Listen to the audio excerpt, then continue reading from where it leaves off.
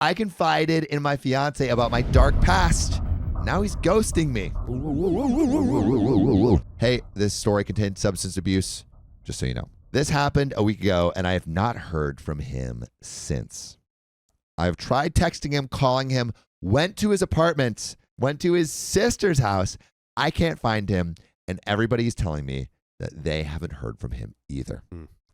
Everybody except his brother, who obviously did not get the memo like everyone else did, to lie to me. This is starting off a lot of intrigue. Yeah. He actually told me that Greg, not his real name, doesn't want to see or speak to me. By the way, this comes from BC Clean on the r/OK Storytime subreddit. So, a brief rundown on how we got here. We met 3 years ago at a church function. Yes, I know Reddit hates religion, but it is what it is. I have had a very rough life when it comes to men, so I really don't engage any of them in conversation other than just briefly if I can get by with it. However, I was listening to Greg speak to a group of people about a book that I had just read, so I stood there and listened to him. After he was done talking, the group kind of hung around a little, and I asked him questions about the book. He answered every single one. And the more he talked, the more I was attracted to him. Now, this may not sound like much, but it was the first time I was actually attracted to a guy since high school. Wow. As I said, rough experience, but suffice to say, after I left high school, I got involved with bad crowds. I turned to substances, and when my family finally had all they could take out of me when I was 19, they kicked me out. I don't blame them for this, by the way, because I stole from them to feed my addiction. They tried many times to help me, but when I stole a very large sum of money from them and spent it on substances, they had enough.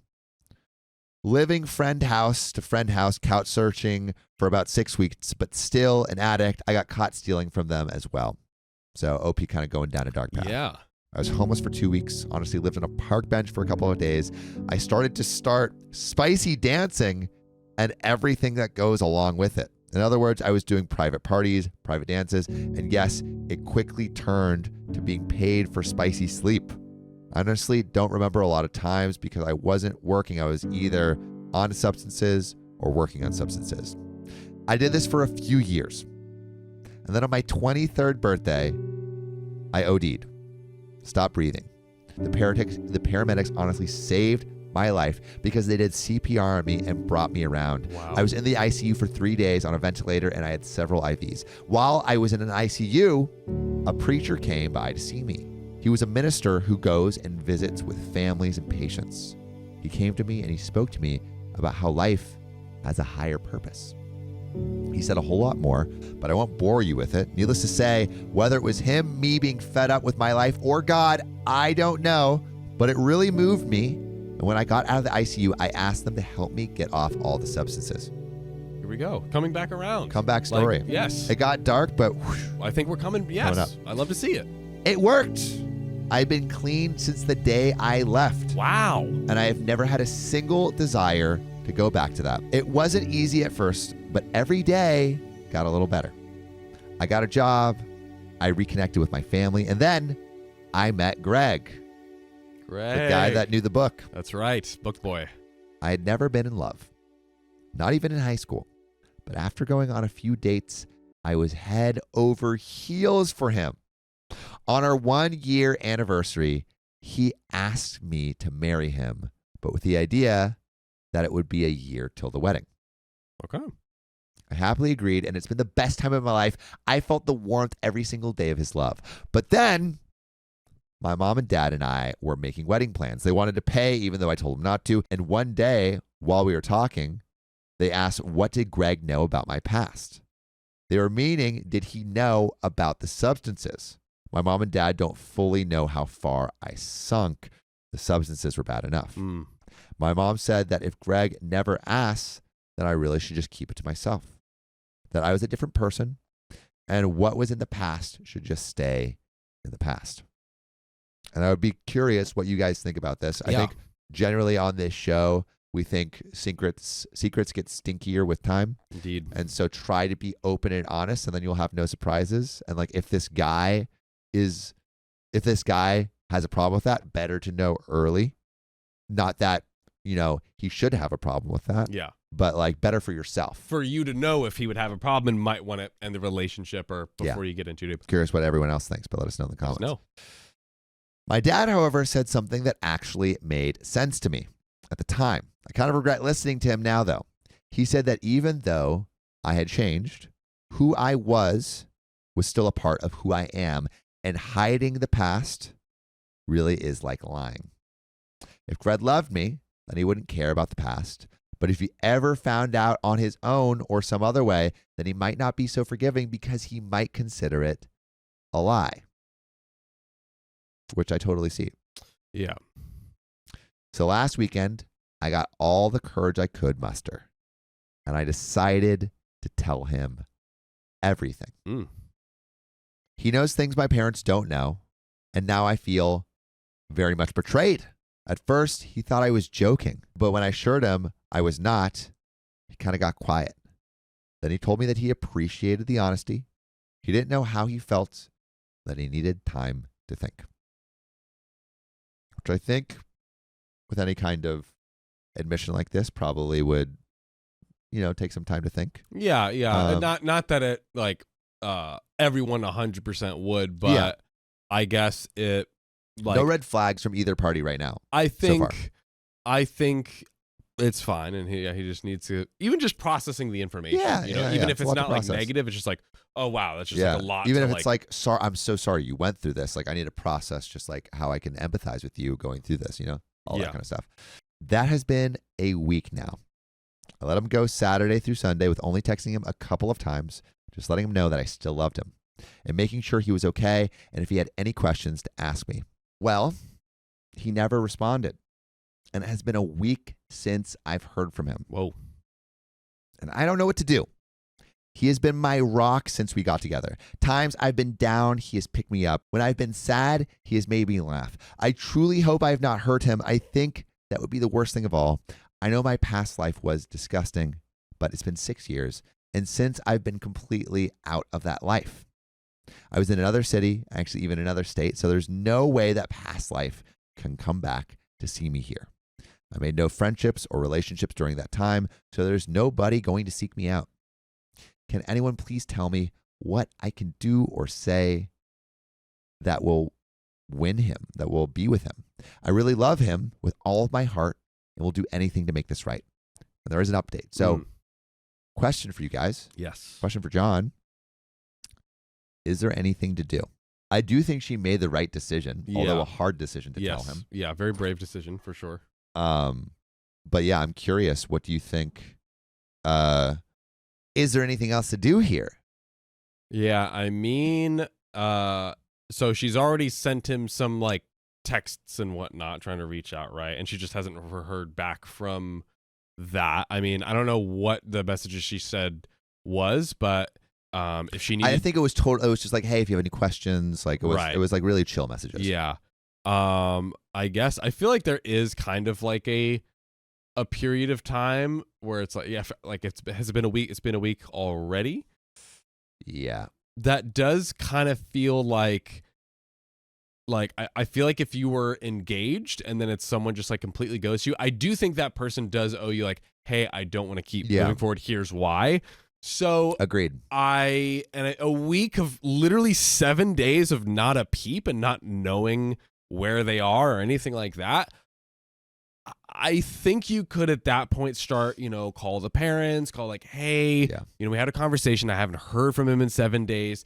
We're fiancés and like, whatever he wants to do, I'm fine with. I just want to be able to like talk and communicate. I feel like it's probably appropriate. I think douchey to sum up and agree with you. Douchey to ghost. Yes. Understandable if he doesn't want to continue the relationship. But good on her for coming and being completely Most definitely honest. Yeah, like that should be lauded.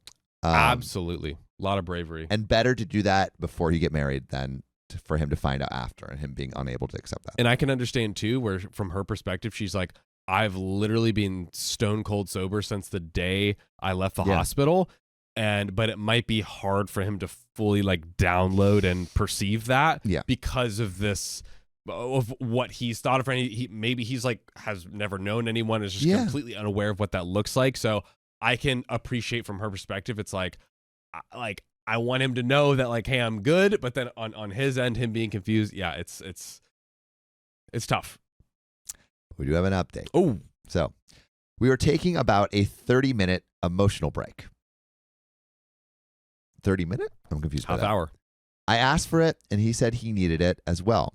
We have been at my place all afternoon talking. Oh, so they started talking. We're back. And now they take a 30-minute emotional break from talking, and OP's typing this up on that break. It's the point in the movie where they haven't like seen each other, and then all of a sudden she's like just outside the door from them. And you're like, oh crap, they just had back. This conversation. Yeah. I'm not going to lie. It has been rough. I've cried more today than I've ever cried in my life, but we are talking, and as of now, we are still together, just no longer engaged at his request. By the way, all of the crying has not been sad cries. He has also been very open with his past, and it touched me that he felt compelled to be this open when he didn't have to. This feels good. She's good direction. Yeah. I didn't know if anyone really cares, but I'll try to write a full update later tonight. But thank you all so much for the words of encouragement. It has helped me far more than you'll ever know. And we got another update. I think we jump into it, but I do feel like this is good. It seems like they're having a very, very open dialogue, and they're kind of like stepping back to be able to hear, and like for instance, she doesn't want to hear that the engagement is off and they're still together, but it seems like she's like, all right, I'm going to, accept it, and kind of like they're working together. They're working together. I think that's what it is. I think that is, in a tense situation like that is a really good starting point. Yeah. So 100%. Update. My 29 female fiance, 29 male, has ghosted me since he found out about my past. So the title of the post, really inaccurate on my part, because he did get in touch with me and we met for several hours on Sunday. So he didn't ghost me. He never intended to ghost me, and his family did not lie for him. In fact, before we had time to talk at church, his brother came by to me and apologized for the way he handled my phone call. He said he clearly did not understand his brother's wish to be alone, to think, and on his own, and interpreted that to mean he didn't want to talk to me. The rest of his family has no idea there was any significant problem and did not know where he was because he went away for the week, and told them to only contact him for any emergencies. It sounds like he's trying to clear his head. Yeah. Obviously, they knew something was up but had no idea. So the ghosting part was a combination of miscommunication and, well, honestly, just anxiety and impatience on my part. We both apologized over that and moved on.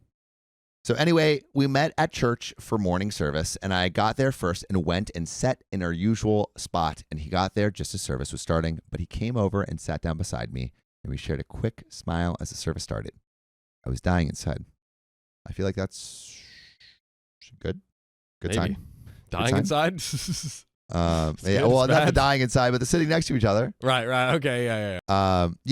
Again, like learning something new about somebody's past is just gonna be, it's gonna shake you a little bit. It's like something that you didn't know before. So I don't think he's right now, so far, I don't think he's like a massive D-bag or anything. I do think it takes time to process new information, and he hasn't ghosted her. They've had time to talk. Like I think it is a process. So to be clear, at first we had the impression of that it was like 7 days of literally zero communication, but actually it was like, oh, she called the brother, and the brother's like, hey, he doesn't want to talk to you. But it's like, But that was a miscommunication, and they did talk a couple days later. Okay, so it wasn't 7 full days. It was probably like realistically a few days. Yeah, and there was like some communication, but not much. Okay. Because I was gonna say, I feel like there is like a time limit, and 7 days does seem to be with zero. Like if they're alive, Yeah, for like your fiance, yeah. But a few days, I think, is reasonable. And you know what? If your Haliana Bain says his response is very human, but that doesn't mean I like it. That couldn't have said it better there. Yeah. You know what? That his response is very human, but what if he was doing the best thing? It would be like, hey, I need time to talk, or not, I need time to think about this. And like trying to communicate that I need another day. Yes. I need more time. Keep her in the loop. Yeah. That doesn't mean you have to be in constant communication or happy about it. It just means, she was your fiance before you degraded things down to boyfriend, girlfriend. Demotion. Demotion. And I think communicating through that process, if you want to have the best way of moving forward, is the best thing to do. But Haliana Baines. Great comment. Jeff's kiss. All right, so after service was over, people were shaking hands, talking. And this is when his brother came to me to apologize. And while we were talking, he slipped away and talked to a few other people. I have a feeling this was planned, but whatever. He came back over and asked how I was. And I almost lost it, but held it together and said I was okay. But obviously I was tearing up as we were talking. He asked if I wanted to talk now or later, and I just wanted to get it over with because if he was going to break up with me, I just wanted it to be done and over with so I could go home and start the grieving process. So I just said, I'm ready. He said he really wanted to talk somewhere private and asked where I would prefer to go. And all I could think of was my place. So I didn't have to drive when it was all over and done with. He followed me home and he came inside and said he really wanted this to be civil. Not a good sign. Yeah. By this time, I was already a bundle of nerves. So I just blurted out, "Are you going to leave me?" Obviously, I'm crying as I say this. Is sad. Yeah. This is sad. But again, OP, I just want to say, you did the right thing. Don't feel bad for being honest. If anything that you learned from this, try to be honest earlier. I totally get it. She's literally in the moment right now. So I feel like probably she seems to have a good head on her shoulders. She'll probably after come to a perspective like that. Yeah. But probably right now she's like, fuck. Yeah. What he said next left me with a lot of hope because I really thought it was a done deal. Roller coaster ride, all right? Right. Hope. He said that a lot of what happens going forward would depend on what I said that day with him and how much I wanted to tolerate from him. Okay. That last part really confused me, but I was just so relieved that he didn't say yes that I basically collapsed into my chair and told him that I was ready to do whatever it took. He then said that if that was the case, then he would ask for two things from me, and that was honesty and patience. Okay. So far, I'm like, okay, all right. He is a little bit I get that she's kind of being held in suspense, but I think we are, it's kind of hard to I feel like it's just the route of communicate. You need to kind of go through that to get to the point of him being basically trying to figure out where they want to go from here. Ming Ming says, did he cheat, tolerate from him? I'm not interpreting as that. I'm interpreting it more as hey, you unloaded a lot of information for me, and I want to be the best person that I can be to you. Yeah. But I have these erroneous beliefs of how I want my partner to act at all times. And I need space and time to move past this just because it's not, even though I know that this, this is in the past and I shouldn't judge you based on this because you are now a different person, it's still going to be hard for me to get past it. And so give me patience and still give me honesty as I'm moving through this. I think so. That's how I'm seeing it. Yeah. But same. Let's see. So he started off apologizing to me for not being a better man. Well, that was all I could take. When he said that, the floodgates came open. Here it was, this wonderful man who I basically lied to and dropped probably what I can only imagine from a man's point of view being one of the worst things you could ever tell a future spouse. And he was apologizing to me. I had to hug him and tell him not to apologize to me. He held me as I cried for a few minutes, but then tried to gather myself to listen to him. He went on to say he had a horrible week. He said he had come face to face with a lot of his own insecurities, jealousies, and prejudices, which I think, if I was confronted with the same information, I probably would have a lot of these same things come up. Mm-hmm.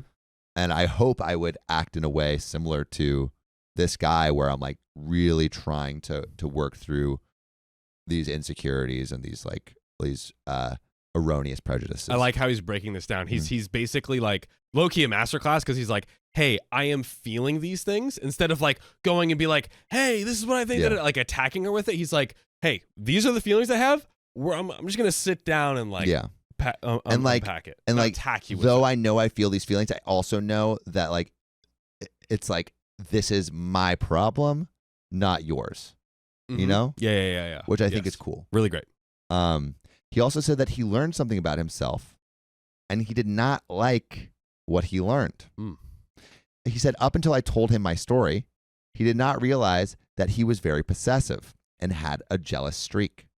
He talked a lot about it, but I'll skip that because it was really personal. And while this is going to be a length of a book, if I include that, he then asked me if I was willing to put up with him having some very probing questions and some very personal comments about them. Again, I said I was going to do whatever it took. So he asked the following questions. 1, did I use protection every time? 2, did I have any interaction with anyone spicy sleepily in the city we live now? 3, did I have any idea how many people I had spicy sleep with? 4, have I been tested for any spicy sleepily transmitted diseases? And if so, when was the last time and did I keep records of it? 5, am I willing to be tested again and even again in the future? 6, did I ever have spicy sleep with anyone without them being a customer? 7, what type of substances did I take? 8, when was the last time I took substances? 9, do I feel any need or desire to take substances or any other substance since this incident occurred? 10, how can I guarantee to him that I won't in the future turn back to substances? 11, does spicy sleep have any real meaning for me? And do I enjoy it, or is it just something I do now to be close to him? 12, how much money did I steal? 13, did I pay back the money? 14, have I ever stolen any money or anything else without it being for substances? 15, how can I guarantee him that I won't steal from him in the future? And I think that's it. Wow. He wasn't lying. He said he had a lot of probing questions. He said it and he meant it. And I think those, if you're trying to start from an honest, open place, I think, and it's going to be your fiance, I feel like you can ask these questions. I think because he like laid it out and he's basically like, hey, I am going to like really dig deep here. So I want to give you the heads up and the warning that it's going to probably feel like that. Is it okay to he asked for permission before asking those questions. Yes. And now he's asking permission again by asking these questions. Yeah. I'm curious how you guys feel about those questions. Yes.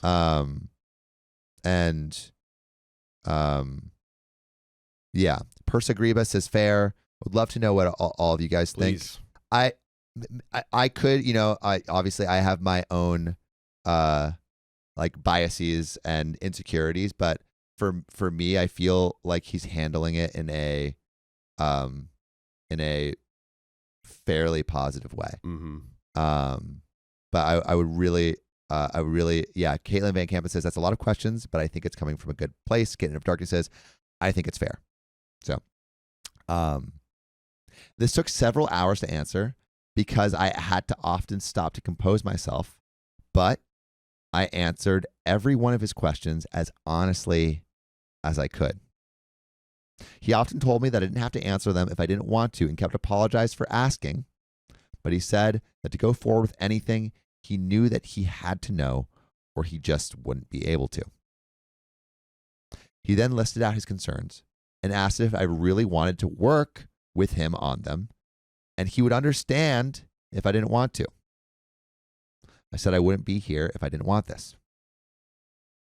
So his concerns were as follows. This does feel healthy. I think so. I mean, he's like just trying to break it down, and I think he's also trying to be as self-aware as possible and saying like, hey, some of these questions might be, Lala said the questions are weird, but I don't understand why he asked. Like, it's like, he's like, hey, I'm trying to be self-aware and that these might be like I might not be like educated on stuff. I might be again, like you said, my own insecurities, my own fears and everything. But he's like, for me to continue in this relationship, like I, at least as of right now, want to. Ming, over communication is better than no communication.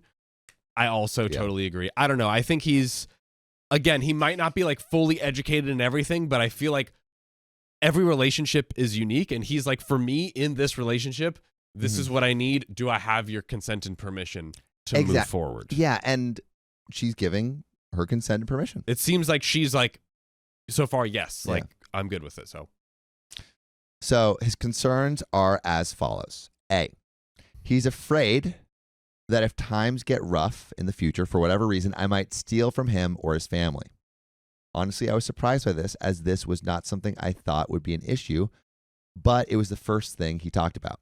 Now, to be fair, his family owns a business. They're not rich, but they are not poor either, so I guess he's worried when he takes over, I might steal. B, in his words, he has an irrational fear that once a junkie, always a junkie. And he said he doesn't know how strong he is, and it would hurt him massively to the point of being no longer on this plane if we stayed together and I sunk back into that world. C, his fear that spicy sleep would be an issue going forward. He said that he has horrible, intrusive thoughts that have been happening all week. The fact that I had been with so many people and done so many different things that nothing would ever be special. And ultimately, he was afraid we would become bitter because he would feel like we were just having spicy sleep for him, and that knowing that I would just be participating would really make him desire to have spicy sleep with me drop significantly. Again, I listened to him and answered every concern to what I could. He said he knew a lot of this was nothing I could ever really guarantee, but he just had to talk about it. I told him that I understood and that I had already expected that some of this would come up. As I said, we spent several hours going over this stuff. We had to take a couple of breaks so that way our emotions would not get the better of us. He really went through the range of emotions himself, but I knew I had to let him if I wanted this to work. He told me he was willing to stay, and he was willing to try to make this work because he really loved me. Obviously, my heart leaped at this, and I cried again. You would think with everything I've been through, I would be tougher than this. But he said that he did not feel like we could go through with the wedding as scheduled, and that in all honesty, he would like to end our engagement and stay dating, exclusive of course, for a while, which I think is good. It's like, hey, let's take time to rebuild the relationship anew to get back to this point. And also rebuild the relationship from a place of complete honesty. Mm-hmm. You know, like, yes, you are, you can be a different person in every moment, right? You can choose to be a different, better version of yourself in every moment. But if I hid a big part of who I am and introduced that to my partner, I would expect my partner to feel like they didn't know me, or at least not all of me. Right. Yeah. And so I think it would be important to start building. It would be important to establish a period of time where we're rebuilding from complete honesty. And when you rebuild from complete honesty, I think you rebuild on very strong ground. On stronger. Like you will, I feel like they will be a stronger couple after this. That says like fortified the foundation of their relationship, I feel like. And again, if there's one thing, I think that, but it's hard for OP too, because it's like, it's easy for me to say, hey, you should have been honest with him from the get-go. But like, if you say all of this on your first date, probably not going to get another date. It's a tough spot, right? And I do want to say super quick, there is this like this slight, and I'm curious, what do you think on this? There's a slight air of like, she was like, I'll do anything and like, whatever it takes. I'm almost like, still remember your self-worth. Not that she's, disregarding it necessarily, but like to remember like, hey, you got clean, you changed your life, you have like led this amazing life moving forward, and that to not let that devalue her self-worth, and she could at the same token be like, hey, I understand your concerns and everything, but also, I am a changed woman, and I am I am the same woman that you've known. you know and have fallen in love with. So I kind of took that as like a lesson too. It's like, hey, you still deserve your feeling of self-worth even in those moments where like I'll do anything. Like you're still worthy of the love and everything. So just wanted to completely throw that out agree. there. Completely agree. He said, in all honesty, he felt like while he believes me and feels like he knows me, he wants to take the time to look at this from a new perspective. This is where the part about feeling like he didn't really know me came in. I took off my ring and I gave it to him. And for the first time, he broke down and cried. Oh. He told me to put it back on, and he just wants to postpone the wedding, not end the engagement. I told him we could do whatever he thought we had to do. He said, we're just going to tell people we're going to postpone the date due to scheduling conflicts, and we would let them know a new date. Then we had to decide what we were going to tell family. He said from his side of the family that he is going to tell them that he was feeling pressured at work, and they got upset over a misunderstanding about time away. I told him that I would say whatever he wanted. He said it was best to not tell anyone else about my past except for our minister, who we are going to start going to couples counseling with. We both agreed to this. And as to my family, well, this is where the one problem we had that day came up. He just assumed my family knew. I told him they only knew about the substances and the stealing. He said that he thought my parents should know because they are paying for the wedding and it will cause some problems / canceling events and stuff. And he did not want them to think this was just because I used substances years ago. It wasn't a deal breaker for him, but he said it was something he felt was right, but would abide by whatever I thought was best. I don't really want to tell my parents what I did was bad enough, stealing and doing substances. But if they knew I spicy danced and spicy slept for money myself, I didn't think I could ever look at them in the eye again. And they have been so wonderful to me since I've come back. So in conclusion, this ended better than I have ever dreamed possible. Yes, I know he has a diminished view of me. He really was upset, and I waited so long to tell him, but I had to know that this was inevitable. And he said once he gets over the initial shock, he will try his best to never bring it up again. He truly is a wonderful man, and I am so very lucky that God put him in my life. TLDR, asked a lot of questions, stated a lot of concerns, but in the end, he's going to stick it out and try to make it work. I'm so very happy. And there is an edit with some more information. Caitlin Van Kampen, the search for drugs will make you do anything for them, including even surpassing what OP has done. She really does need to get into therapy to work through all that trauma. Yeah, I feel like the minister is a good start, but I might get some more help, individual therapy. Somebody mentioned couples therapy. Like, I feel like, working at it getting all the support from all the angles as best as you can afford it, etc. Yeah, agreed. Yeah. But it is like the minister is a great start. Great place to start. So edit. While there are a lot of serious misconceptions being sent to me via DM about my life, let me make this clear. I did not grow up in an abusive household. I had a loving family who, by my own actions, broke their hearts. I'm blessed beyond words, and they've accepted me back and have been nothing but loving and supportive. Both my parents are my heroes. My mom was just trying to protect me. She wasn't trying to be my accomplice. Secondly, to answer this here, if I wanted to stay with him, I had to let him ask me those questions. He gave me every opportunity to shut it down, and even several times while we were talking, he asked if I wanted to stop. He was hurting by his own words from his own insecurities. Answering the questions, even as uncomfortable as they are, bonded us, in my opinion, because he actually engaged in conversation with me and listened to everything I said.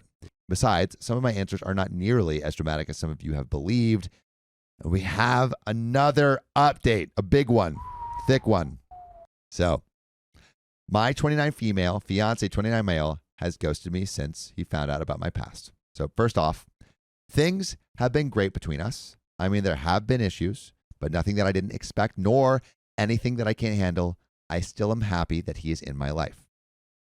When last I left off, he had asked me to tell my parents because he was afraid that they would think he was being overly critical of previous substance habit. But he also told me he wouldn't make that a deal breaker. He just thought it would be a good idea to basically tell the parents about the spicy sleep work and stuff. Yep.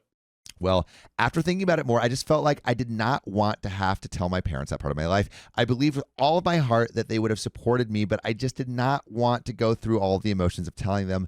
I explained it to him, and he was fine with it. Said that he respected my thoughts and would never say a word to them. I decided on my own to tell them that we were postponing the wedding. I told them after we had talked that he wanted to stay together and they just wanted more time to think about things. I thought that this was the best way to explain it, as I didn't want him to be there to have to explain anything, because if something would have come up, I did not want him to feel trapped in a lie or whatever. I told them, and they were disappointed, obviously, but they understood. He had given me money to give them to pay back their deposits, but they said that they did not want it and for us to keep the money. I thought that was the end of it. Was I ever wrong? Oh.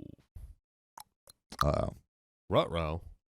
He came over for Thanksgiving dinner. He had lunch with his family. I was invited but could not attend due to not getting off late from work and then having to help my mom make dinner here. Well, he got to my parents around 4 or so, and we ate dinner at 5:30. My parents, both sets of grandparents, and several cousins were there, and dinner went fine. And we ate, and everybody was having a good time until my cousin, who is several years younger than me, 12, asked when we were getting married. There was a long, it seemed like forever, awkward silence. Leave it to a kid to just totally mess everything up. Classic. Dude, these kids, like, they'll just say crap. These kids like, and their ruinous questions. Why are you so ugly? Like, did you get fatter from last year? Like, dude, kids will say the darndest things. It's true. He just sat there looking at me for guidance. He spoke up and said, probably next summer.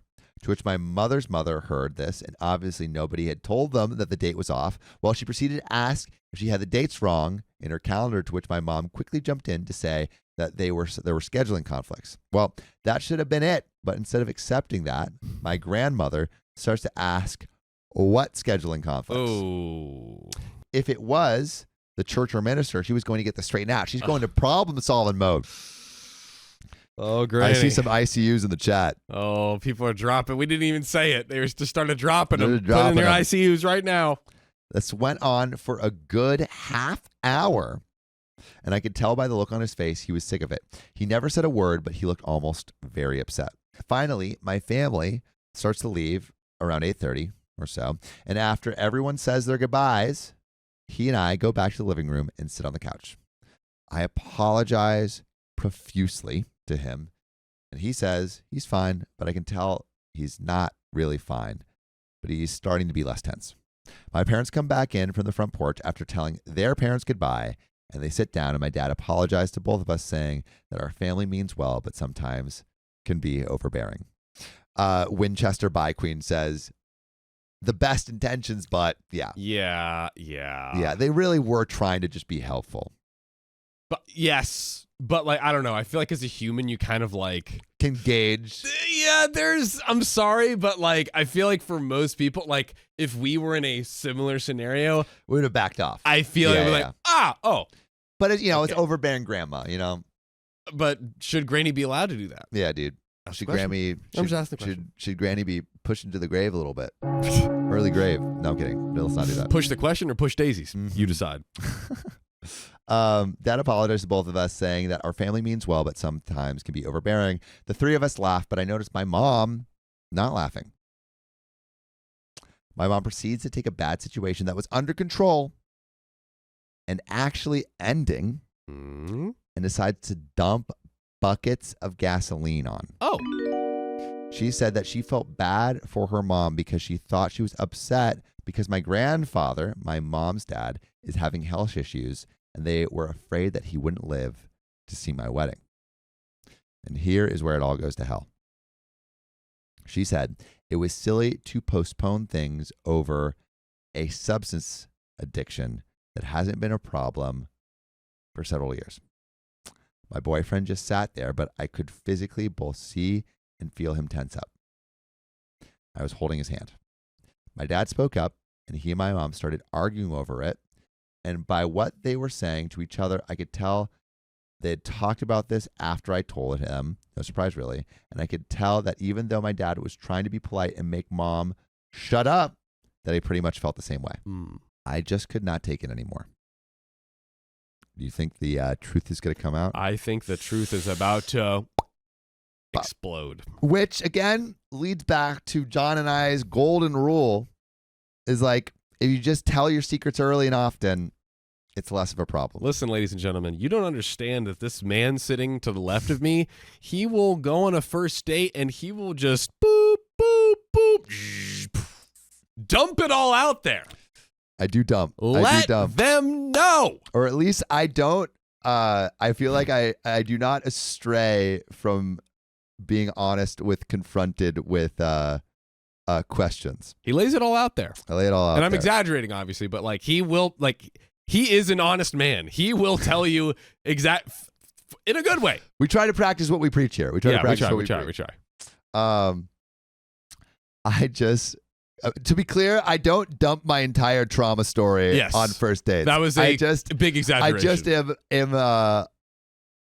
more honest than most people are comfortable with.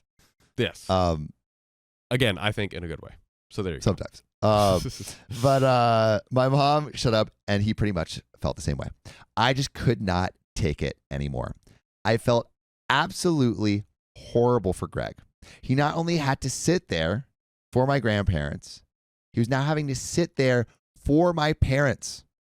And everybody is blaming him for all of this. It wasn't fair to him. I spoke up and told my parents that I had to talk to them and that they needed to stop arguing and stop blaming Greg for any of this. He squeezed my hand, indicating to me that I should stop, because it seems like it's going to be, the truth is going to come out. Yes. I looked at him and he shook his head no. I told him that no, this was not fair to him. And ultimately it wasn't fair to them either because they were blaming him for the wrong reasons. Obviously this got their attention. I went ahead and told them that after they had kicked me out of the house, I had no home, no job, no education, no skills, no nothing. I only told them that I became a spicy dancer. I could not bring myself to tell them anything more. But they are not dumb. My mom immediately gasped and started to cry. My dad just sat there dumbfounded and tried to calm my mom down. My mom, after basically being hysterical for a few minutes, apologized to Greg. She had no idea and that he was a wonderful man for staying with me, even knowing that. Not sure how I feel about that statement. Yeah. But I guess in the end, she was coming from a good place, I think. Okay. But the main thing was that it did take the blame off of him. So Opie's taking the bullet. My dad welcomed him to the family by saying this was just a typical Thanksgiving, trying to be funny. Dad joke. We love a good dad Why joke. he's trying to break the tension. By the way, if you want a typical Thanksgiving, you should join us live every you should join us live every weekday at 3 p.m. PST right here on YouTube and Facebook. Just tap our profile. Tap it. So, there's a little bit more to this story. Okay. But, I feel like it's kind of, we're in a good spot. We're in a good spot. We're getting there. I will admit, if I was a parent and I found out that my child had to go through that, my soul heart would be broken for them. Yeah. That's why the comment for me was like, wow, like what you don't go to your child and be like, oh my God, yeah. Like at that point, it's like, oh, get the okay, yeah, yes, it's wrong. Yeah. This is your child going through a painful experience. Like I would just want to hold him. I don't know. That was my reaction. No, dude. Yeah. But again, like, looking like turn lemons into lemonade. I do feel all of this starting from a very honest place is going to rebuild the relationship with the parents and the fiance in a much better way. This is the pressure and fire that will build the diamond of their relationship. So, this moment is part of the pressure and fire, but I think to what you're saying, coming out on the other side with like more truth and honesty, I do think it will be stronger and agreed. All of that jazz. So we got a little bit more to the story. Okay, let's do it. So I asked Greg if he would mind if I talked with my parents and I would see him on Friday. I walked him out. We kissed goodnight. And I told him how wonderful I thought he was. And he told me that I didn't need to tell him that he wasn't going to say anything. I didn't tell the parents. I said I knew he wouldn't, but it was just going to never get better with them unless they knew the truth. I went back in and spent the next several hours talking with my parents. Needless to say, it was heartbreaking on several levels. My dad openly cried. I've never seen that. He blames himself for this. He said that he never should have kicked me out and that he ruined my life. No matter what I said or did, I could not console him. My mom tried as well, but nothing. Oh, no. Oh, God. Oh, this gets bad. I didn't read it. I didn't read it. Oh, my God. Oh. We all went to bed, and I woke up because my mom was panicking, calling 911. My dad was having chest pain. Ooh. That's not good. That's not good. The ambulance came and said he was having a heart attack and took him to the hospital that specializes in heart problems. My dad looked horrible, and I was scared more than I ever have been. I called Greg, and he came and picked my mom up and me and drove us to the hospital. They would not let us back to see him as they rushed him into surgery. And the doctor came out telling us that the ambulance most likely saved his life. Most likely, or did? Fingers crossed. Okay, I'm holding in full suspense. Recognizing what was happening and that a surgeon was with him putting in stents and had basically already used like a plunger or something to get rid of the blood clot they found. We called our minister and he was there within an hour. My dad is scheduled to come home tomorrow. Oh. He looked great tonight and said he felt perfectly fine. Greg has been a rock for both me and my mom. When he left to go get his food, my mom actually told me that I need to make sure to keep him because the only man she knew that was any better. Oh, because he was the only man she knew that was any better than my dad. God. This is hitting right me in the feels. freaking heart. Right in the heart. Oh. I am just grateful that my dad is going to be okay. Greg said tonight when he dropped me off at home that life is never dull with me. And we both laughed. Yep. I have to try and help my dad realize that what he did was tough love and that he can't blame himself for my poor choices. He didn't just kick me out after my first, second, or even 23rd time. They tried for a couple of years to reach me, but I was not having it. I spoke with my minister about therapy for my dad, and he said that he will speak to him as his minister and recommend another therapist if my dad is open to it. Hopefully, this should put an end to any updates. I know that Greg is the love of my life, and I am doing anything in my power to make sure he knows how much he means to me and how I will never betray his trust in me. And that is where that story ends. As Cheryl Dye said in chat, dang it, now I'm leaking. Yup. Dude, that was... What a story. And you know, this is a good story to show. Life ain't always pretty, but the power of like working together and like think what OP's overcome. Think what their relationship is overcoming. Think what her the child parent relationship is overcoming. Like this is just like a good case study in being able to work and grow through very, very hard things with the people you love. Yeah. And it all started with just open, honest communication. That's where it all started. That is where all great relationships start, with communication and honesty. And if you can have a foundation of that, there's not a lot of things that life can throw at you that you can't overcome. Yes. I ghosted my ex because she's married. That's tough. Sounds like the thing you should do, though. Yeah. Right? Good work. My friends think I'm an a-hole for blocking my ex, who is married, because she keeps calling and messaging me. I wanted to ask if what I'm doing is right or if I should keep in touch with her. By the way, this comes from user TwexNC234234 on the r/OK Storytime subreddit. So, I dated Lisa for 4 years and we broke up 2 years ago. Lisa told me she didn't see a future with me and wanted to call things off. That would be so funny.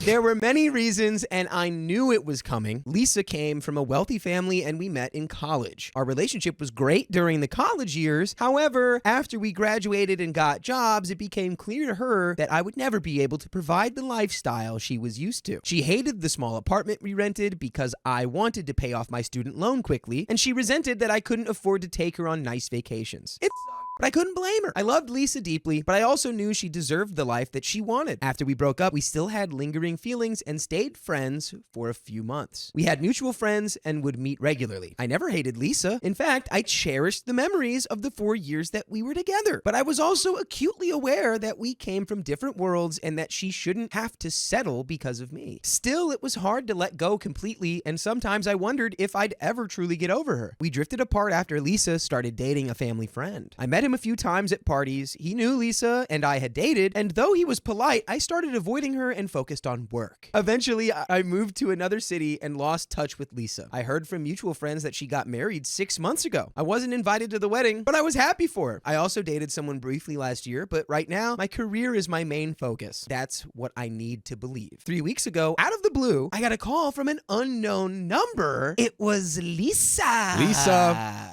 She started with small talk, and we caught up on each other's lives. She told me about the new house she and her husband had just bought and how busy she had been. I told her about my work and my new life. It was nice, like catching up with an old friend. She gave me her new number, and the call lasted about 20 minutes. Although I found it odd, I figured she might have thought about me and decided to reach out, as people do sometimes. That's just what happens. I don't trust it. But that might not be the case in this story. The next day, she messaged me and sent a few photos of her new house. I complimented her on them, the pictures of her house. 2 days later, she called me again saying she was driving and thought about chatting. We talked about my new city, my new friends, and even gossiped about our old mutual friends. Then she started sending me photos from a recent party where they all met up. Over the next 2 weeks, Lisa began calling me almost every day. Here we go. I ignored most of her calls, but she always said she had free time and wanted to talk. Yeah, maybe talk to your husband, Lisa. Just a thought here. You've got free time to spend with your husband. But why do that when she can be terrible? Yeah. When she can be an awful human being? Yeah, sounds boring. Yeah, right. You're boring, husband. She started sending me TikToks, memes, messages, initiating conversations all the time. At first, I brushed it off, thinking she was just being friendly, but it felt wrong. Lisa is married, and I shouldn't be talking to her so frequently. The more she reached out, the more unsettled I became. Was she unhappy in her marriage? Was she just lonely? Or was I reading too much into it? Last Friday, I finally messaged her saying that it felt inappropriate for us to talk so often, given that she's married now. She replied almost immediately, saying there's nothing wrong with us being good friends like before. I didn't want to continue. So I told her we needed to stop talking for a while because I needed to focus on work. My king is all about his grind. OP literally is just the GOAT. Is setting boundaries Setting with boundaries? married women and focusing on your career?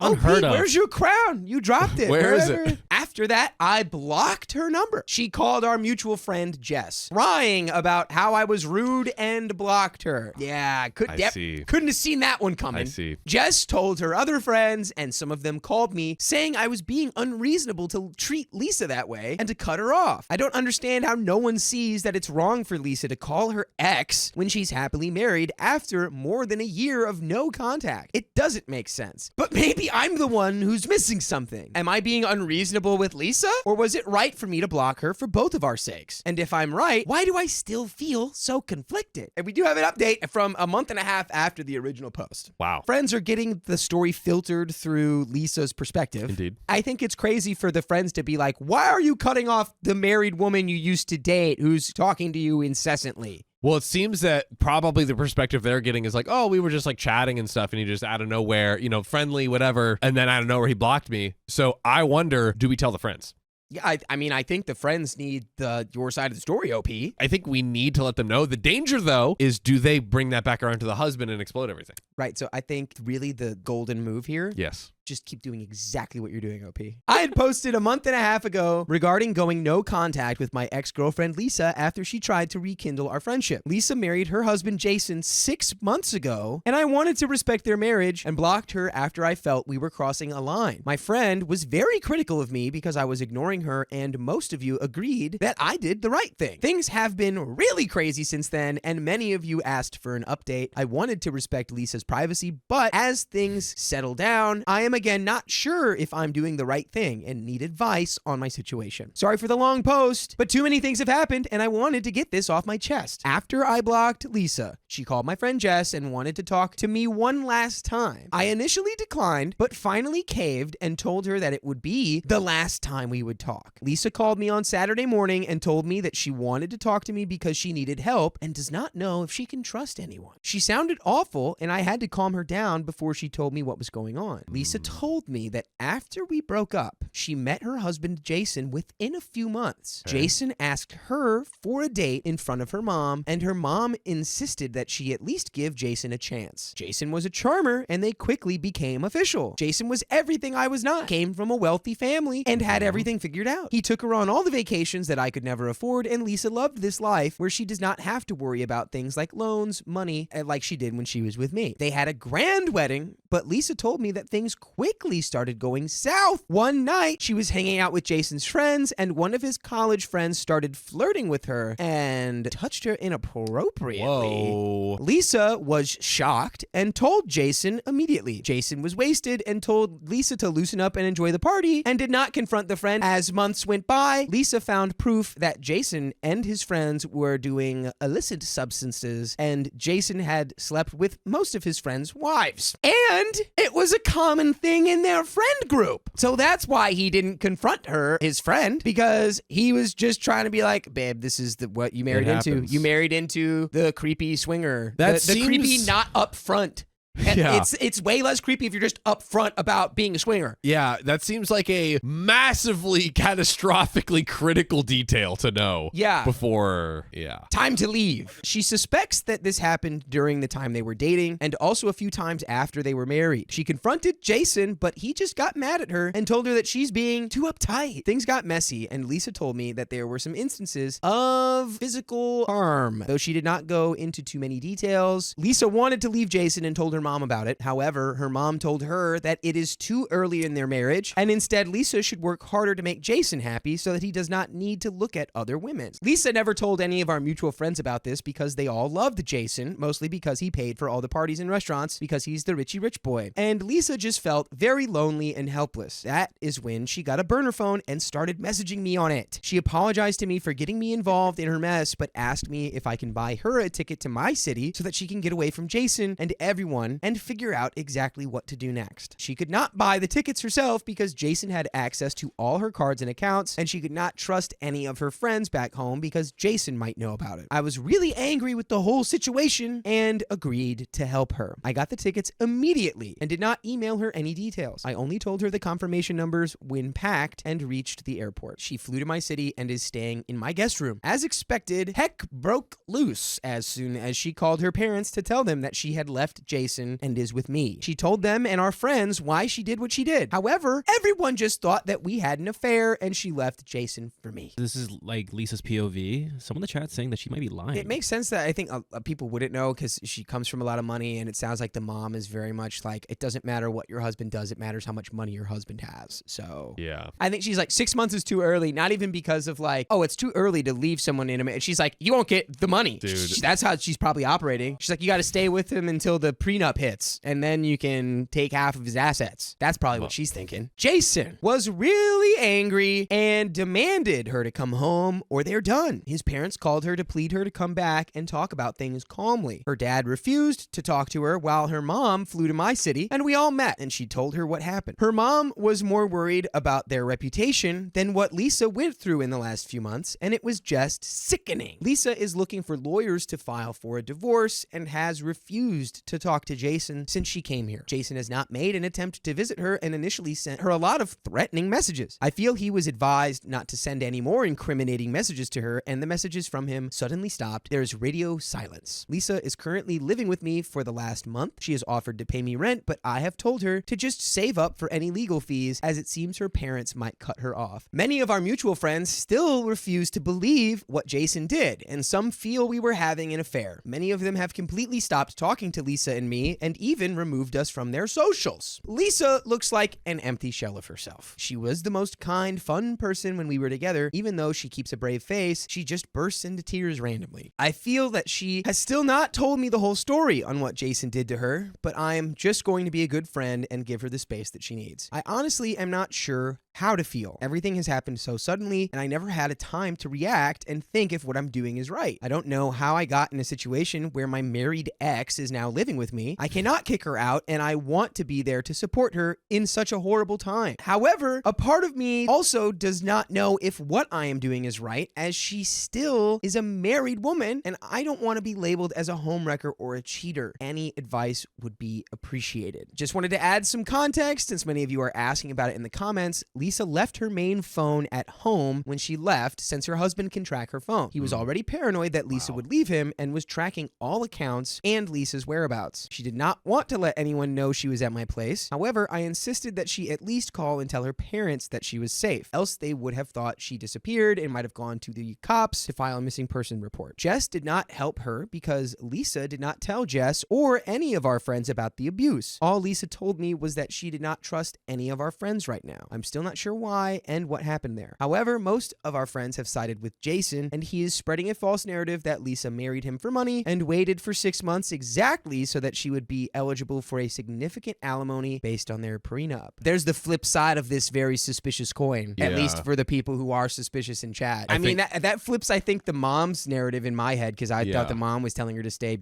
to get more money, but now I guess it sounds like she could already get money. If we're going off of that, yeah, it almost sounded like maybe the mom didn't know or was just trying to make sure she hit that mark, or I don't know. Yeah. So as of right now, there are two possibilities of this story. I just want to break it down. One, Lisa is telling the truth. Yeah. And she's gone through this horrific experience that we have nothing but empathy for her. Yeah. Number two, Lisa is lying and which we don't know, but does look really optically suspicious if she left her rich husband 6 months after they got married and now has the money, and now she's back with her broke boyfriend who was more fun. We've got two great comments right here. Yes, First one is Totally Spies 01 says, how do you prove either? Which is Exactly. like, it's so just hard. impossible. Yeah. And then we have It's one unproductive. right after that, which is Litha, that says both can be true, which is also true. Everyone suspects that we, Lisa and I, planned this whole charade for Jason's money. Lisa left and came back to me because she wanted to put as much physical distance between Jason and her before she told him that she was leaving him. By the way, please feel free to join us when we go live on YouTube, on Facebook, on Twitch, every weekday at 3 p.m. PST. All you gotta do is tap our profile, and if you're watching this in the future, we might be live right now, so go ahead and check it out right after this. Do it. Of course, Lisa and I are not getting back together. I understand the vulnerable position she's in, and I just want to make sure that she is safe. Finally, what are my future plans? I'm taking it one day at a time. I luckily have a very well-paying job now and do not have to worry about financially supporting her for a short time. However, I do understand Lisa cannot live with me forever, and we need to figure out something as soon as things settle down. There was no conspiracy here. Yeah. Clearly, there's no conspiracy. 100%. She probably went through pretty much everything that she went through. 100%. And saw OP as the trustworthy king that he is, and slowly tried to sort of, redevelop a trust/bond so that she could go to him and be like, hi, please help me get out of, I need to get out of this. And I don't really have anyone else I can trust right now. Yeah. Please, I need to trust you. Trust me. Help me out. And now she can figure it out from a safe place. Yes. My ex who ghosted me just came back and then ghosted me again. The ghosts of ex's past. Doc Martin, what are you doing here? What? Right. We gotta go back. What?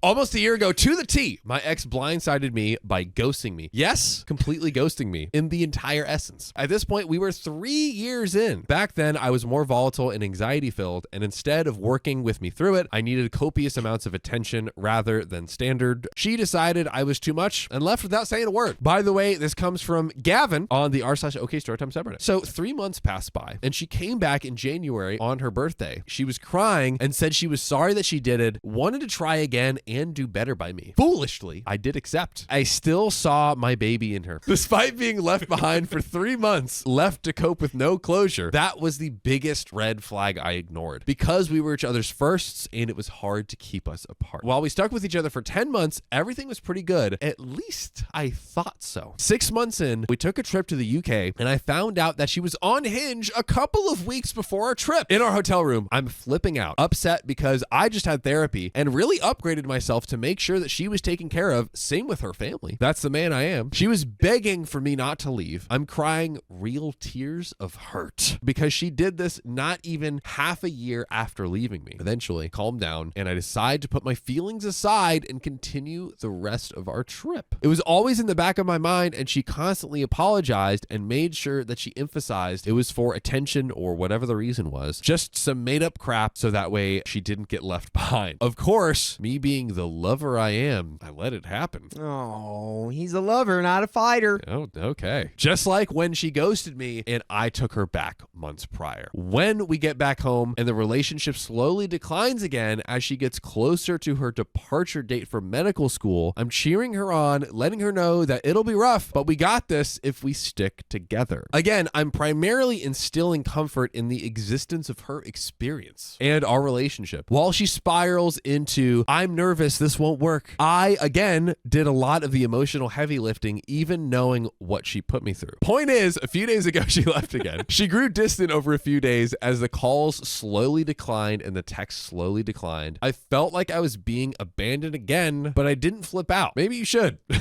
Yeah. I was better. I merely asked for communication over the phone if she was trying to leave, like leave the relationship. Days would go by before I got the breakup call. Again, she decided to do that on her own time. Her own time, hope he repeats. She decided that being with me in a relationship was just too much of a workload and called me during work to let me know that she doesn't think that we should date anymore, but that she still loves me and wants me to be happy even if we aren't an item. Okay, so now you just move on. You leave this person behind and you just try your best to let go of them. I have some bad news. No. This story is not even halfway over. Oh, brother. Do we think the next part of the story is I moved on and lived happily ever after?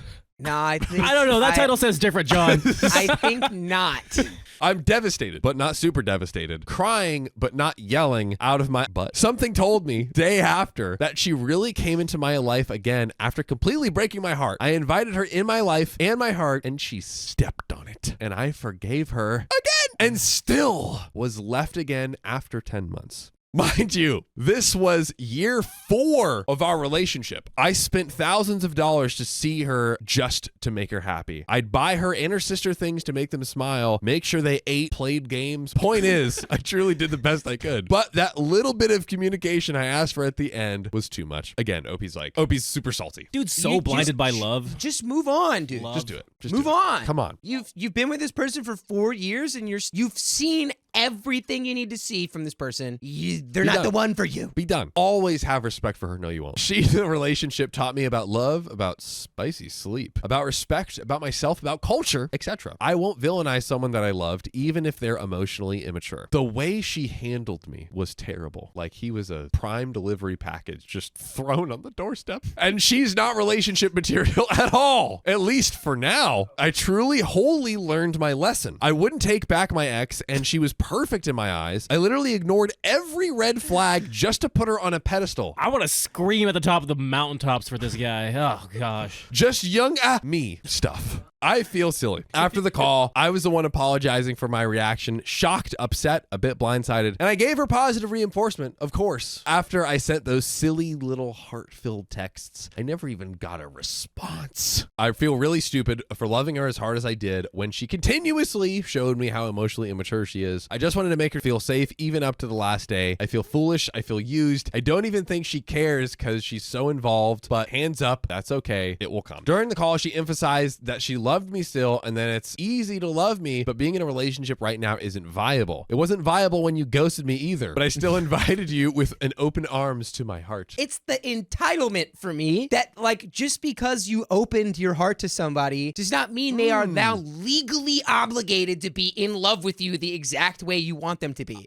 You need to take responsibility for that and understand, oh, this person's not for me, so I'm gonna leave now. Be mad at yourself. I love the picture that he's painting. He's like, she's emotionally not ready, but you know what? I'm going to defend it. I'm going to defend it every time. Yeah. Like, bro! It wasn't viable when my grandmother and I was grieving, but I made time and space to love her. I understand how tough medical school is, but wow, to be left after only 1 week of moving there, I tried to tell her, you're burning a bridge that you don't want to burn. I can't come back after this. She seemed solid in her choice, but I know her. She'll think of me just as I am, but I won't see what I lose. I'll see what I gained. I truly gave her an unconditional love, no matter the time, situation, or place I was in. I never put her down, and I never let her go. She did. Never again, though. By the way, you can always again tap our profile to join us live every single weekday at 3 p.m. PST. Yes. It's simple. It's easy. You can do that. You know what to do. We fully support that behavior. Never let us down. Never give us up. Thanks for listening, and please take it from OP. Listen to your heart the first time. Grow up. They really do rarely come back for good. Crap. I should have listened. Which actually, let me just say that's actually not true. And statistically, couples that break up and get back together are more likely to be married, which I learned somehow. Anyway, Dude, moving on. That's my L, though. I own that. He owns it, chat. I'm stronger from it, genuinely. Learn from them. Grow from them. Know their intention. Don't be me. Protect yourselves. Oh, and most of all, truly, just please love yourself first. It will really help you build that shield. I'm warning you kindly. Dude, Did I just get patronized? That was the worst advice I've ever heard. I just got and that was patronized. when he said in the story, he was like... Never again. He's just talking about dating. He's like, I'm never gonna love another woman again. I forget It's who said like- it in the comments. It's, Dread04, it's giving nice guy energy. Exactly. I'm a nice guy. He said they were together for 4 years, but how much of those 4 years was he just together with her in his head? Yeah. OP I tipped my fedora to her every time. Literally. We've We've been been probably wears a involved for 4 fedora. Vex Mossy says this is some incel TED talk. Yeah, dude. this guy at the end of the story, he was holding his suspenders and he like had them out and he was Yeah. flipping. He's like, Yeah. let me tell you, boys. Yeah, literally. Don't be like me. Don't be Learn like from my me. mistakes. And that is the end of that episode. My friend's entitled mother ruined his marriage because he doesn't know how to say no. All right, we're going to get back into the story. Let's do it. Let's do it. Sweet mother. I'm so sorry, everybody. The ADHD is HDing. That's true. Idiot former friend ruined his marriage because... Okay, wait. Okay. This story is not entirely mine as this... Oh, so this is the second post, right? Okay. The story is not entirely mine as this is kind of two stories blended together, and many of the details were secondhand apart from the parts I was actually involved with. Suffice to say, I am no longer friends with this guy because of his attitude. I have been friends with both him and his ex-wife since high school. His mother is a real piece of work, as many likely read in my last post, and she's very much hated in the area. I've not seen her in person for months, but I still hear people say things about her. My former friend I already called Fred in the last post just because he was a Fred kind of guy, and I referred to his ex-wife as Wilma because she has red hair. Fred was a big guy who worked construction, so we are talking about the Fred Flintstone-looking guy. Dude, great timing. Keon just pulled it up like Dude, that's perfectly. Fred right there. Yeah. He is a house builder by trade and could do everything from basic wiring to laying concrete or driving an excavator. Hence why I got the idea to call him Fred. But not fixing a bike. Yeah, you can't fix a bike. They haven't invented the wheel yet, John. You're so right. Um, Yabba dabba doo. As many read from my own interactions with her, Fred's mother was an absolute nightmare to be around. And from the things Wilma would vent to me about her mother-in-law, or our mother-in-law for short, also had what I've heard some people call baby rabies. What? Baby rabbit. I have What is never that? heard anyone. Baby rabbit. She's rabid for babies. Oh, I love the babies. I just start salivating at the sight of them. And I'm afraid of water. She was pushing for grandchildren all the time, even though Fred and Wilma both mutually agreed it was too soon for them both. But Fred was generally a doormat for his mother for nearly everything else and would often try to please her no matter what. which put a lot of pressure on his marriage to Wilma as to where his priorities were. Despite the both of them being strict with birth control, Wilma got pregnant anyway. And she once told me she heavily suspected her mother-in-law sabotaged her birth control measures because they caught her snooping in their bedroom a few times. Oh, no. Illegal. That's gotta be illegal, right? Have we talked about? I feel like we've talked about this once before, and I feel like that's gotta be illegal. Yeah. It's like tampering. I won't go into further detail on that since I'm not sure what things I'm allowed to say on here or not. Ooh, which makes me think it is illegal, and there's an active case against this mom that we will find out about. Conspiracy. Whoa. But nothing was ever proven that her mother-in-law sabotaged anything, but Wilma said she's 98% certain it was her, and the evidence had just been unknowingly thrown out before anything could be found. Fred and Wilma were nothing if not consistent in the bedroom and got complaints a few times from neighbors saying they were too loud. It was found out later that Fred's mother was also eavesdropping from outside the apartment a few times during their bedroom shenanigans. Oh my Ew, God. dude, that's gross. Oh my God. That made me feel Who ill. is this woman? Oh my God. Go to jail. Go straight to jail. Do not pass go or collect $200. What demon spawn Go to is this? Jail. God. Oh my gosh, straight to jail. Woo! That's something I found quite disturbing. Then Wilma went to the doctor after feeling weird for a week and came back crying to Fred, saying she was pregnant and she didn't know how. They both freaked out but decided to keep the baby. When Wilma was around 7 or 8 months pregnant, her crazy mother-in-law suddenly dropped a total bombshell on her. She actually said that she expected Wilma to sign over custody of her baby to her when it was born. What? She tried to call it a family tradition, but even Fred admitted there was no such thing in his family. What This lame person excuse? Freaking insane. What Oh my lame God. excuse is it's a family tradition, sweetheart? Even acting like a petulant child when Wilma would not agree. I'm sorry. I skipped a sentence. She tried to call it a family tradition, but even Fred admitted there was no such thing in his family. However, his mother stood by that lie and kept pushing it, even acting like a petulant child when Wilma would not agree. And after a while, Fred started saying Wilma should just agree to do it in order to keep the peace with his mother. Then after a while, he kept trying to sell the idea to her by saying that the custody would be on paper only, and Wilma will always be the mom. So Wilma could easily see the writing on the walls, as I'm sure all of you can just by reading this. Her mother-in-law was trying to take her baby and force her out. Fred was either too dumb or narcissistic to understand that, no matter how much Wilma tried to talk to him. His mother could do no wrong in his eyes. I guess he was just raised to think her insane behavior was normal. Apparently, Fred's mother even built a full nursery in her house and was telling everyone that she couldn't wait for her new baby to arrive. Oops. She even had the name she wanted the baby to have picked out and was demanding Wilma name the child that when they were born. Fred kept trying to say it was a good name, and it was the least they could do for his mother. What was the name? Pebbles? Yeah. No, Nice one, it's Keon. Bam Bam. Oh, yeah. That was what finally sent Wilma over the edge. She showed up at my apartment to cry to me about how Fred and her mother-in-law were treating her. She regretted ever marrying Fred because she'd thought she could change him.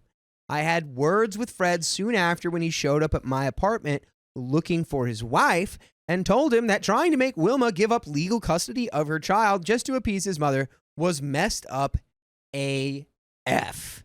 He got in my face and told me, it's none of my effing business. Not your effing business. It's none of your effing business whoever let my mom name my kid. Wilma was loudly crying, and I told Fred to go away or I'd call the police.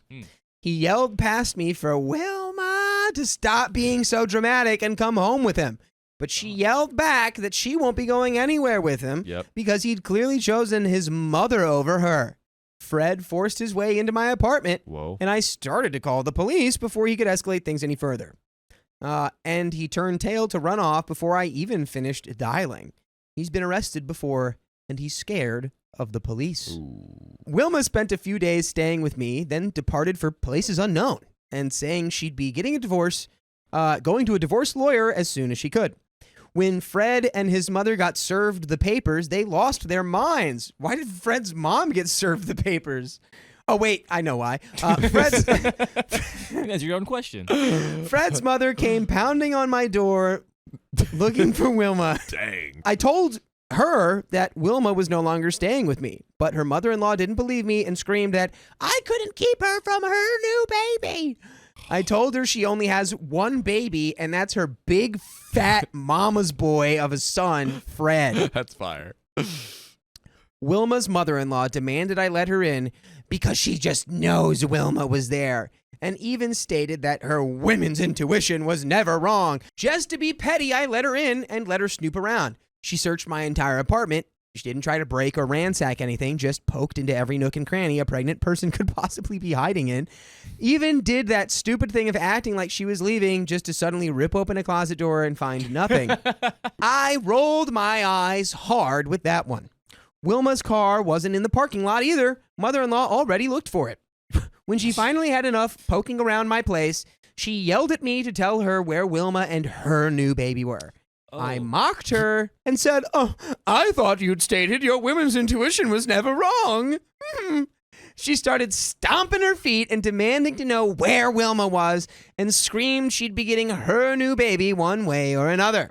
I laughed and said Wilma was not here, and even I didn't know where she was staying, which was true at the time. But I later learned she moved in with one of her cousins because she knew her parents' condo would be one of the first places Fred would look for her. Fred showed up again with his mother later the same day, and both of them firmly believed that I knew where Wilma was. Oh, we know you know. And Fred's mother demanded access to my computer and phone. I told them to piss off and admonished Fred for letting his mother dictate his marriage. So it's no wonder Wilma was leaving him. Fred had a tantrum and demanded I tell him where Wilma was because I just had to know. Then, in a rare moment of petty clarity, I actually said something like, "Sorry, Mario, but your princess is in another castle," before slamming the door and locking it. Fred was so mad that he punched the outside wall of my apartment as hard as he could, which is so stupid, and promptly broke his hand in the process. Yeah. Yo. Fred thought he was actually Fred Flintstone for a second. And he thought he I was break gonna, stone every day. I'll punch in through the wall. His screaming in pain scared the crap out of me, and then I heard him and his mother freaking out and scrambling to get him down the stairs. I opened the door to see him getting in his mother's car and peeling out to head for the hospital.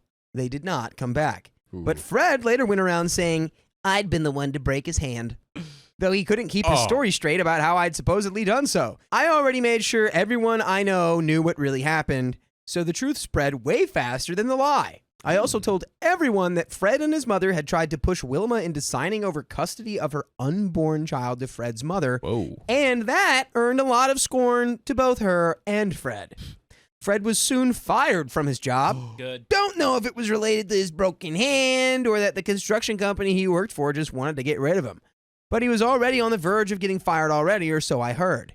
Mutual friends cut contact with Fred one by one, and he ended up having to move back in with his mother because he was jobless and couldn't make rent anymore. I guess something finally clicked with Fred because he started blaming his mother for all his marital problems, which is also not really fair. It's your fault. True. But it's I'll take it. I will literally take it at this point.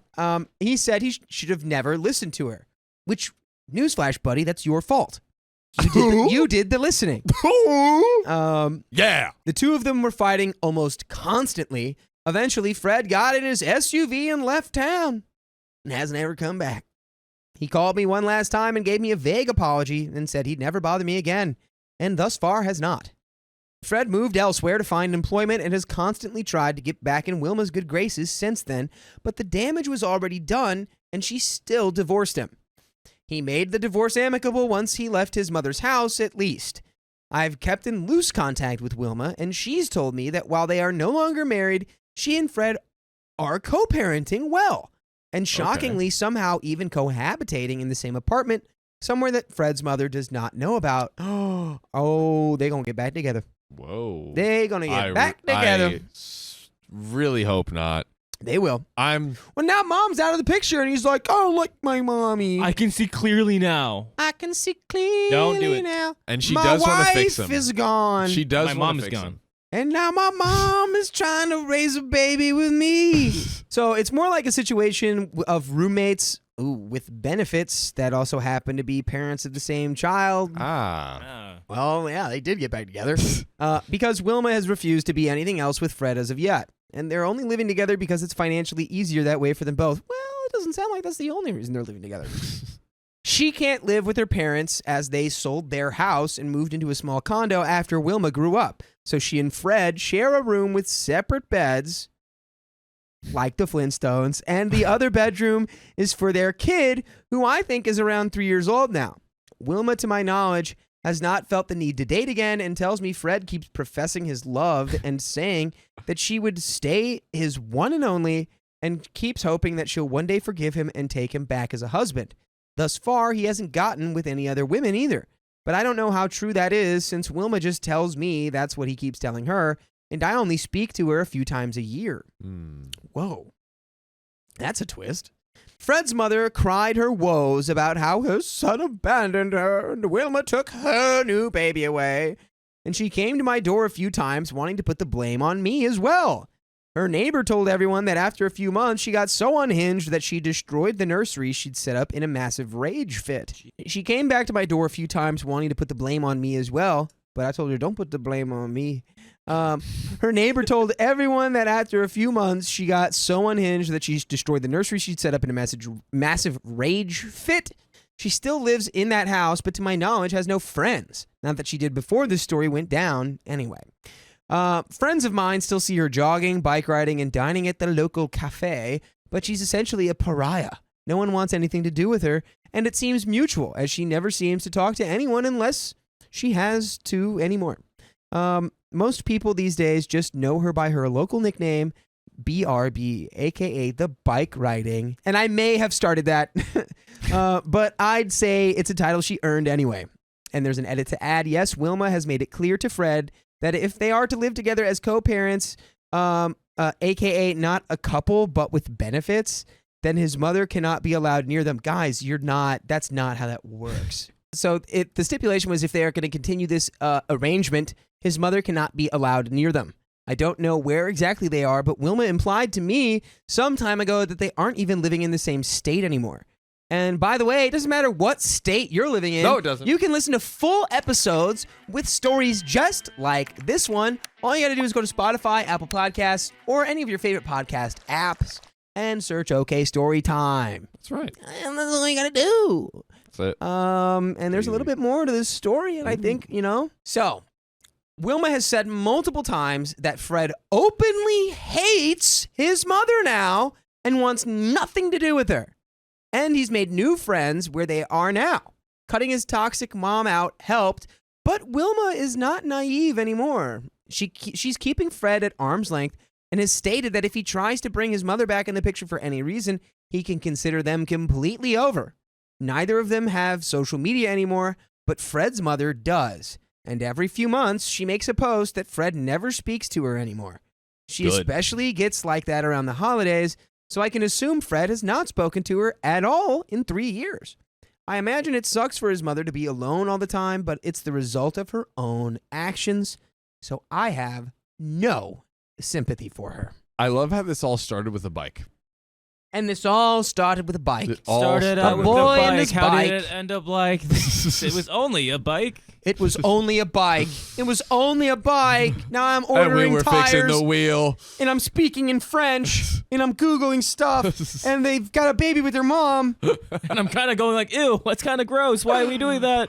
I met someone from a dating app and then he swindled my father. What? This is a weird way to get your parents involved in your dating life. I, 32 female, am a registered nurse in Southern California. The individual, 35 male, who I will refer to as Henry, stated that he worked as an ER doctor at a large hospital in Los Angeles and went to USC Keck for medical school. By the way, this comes from Anjo Wicca on the OK Storytime subreddit. So we met on the dating app Hinge in June of 2024, and we dated since then up until the end of September 2024. The victims in my story are myself, himself, my father, who is 80 years old. This man primarily targets healthcare workers, specifically nurses, but it could be anyone. Besides our very similar occupations, Henry and I shared many common interests, and I quickly fell in love with this man as I had believed he did with me. We both liked camping, traveling, off-roading, and are both of Latino Hispanic. He was very loving, honest about his past and struggles, and we spent a lot of time together. We grew very close very quickly, and it really seemed like I had found my other half. His love and affection was obvious to me and everyone around me, so much so that when he took me on a vacation that he paid for to Mexico, a random couple walked up to us to compliment how lovely of a couple we were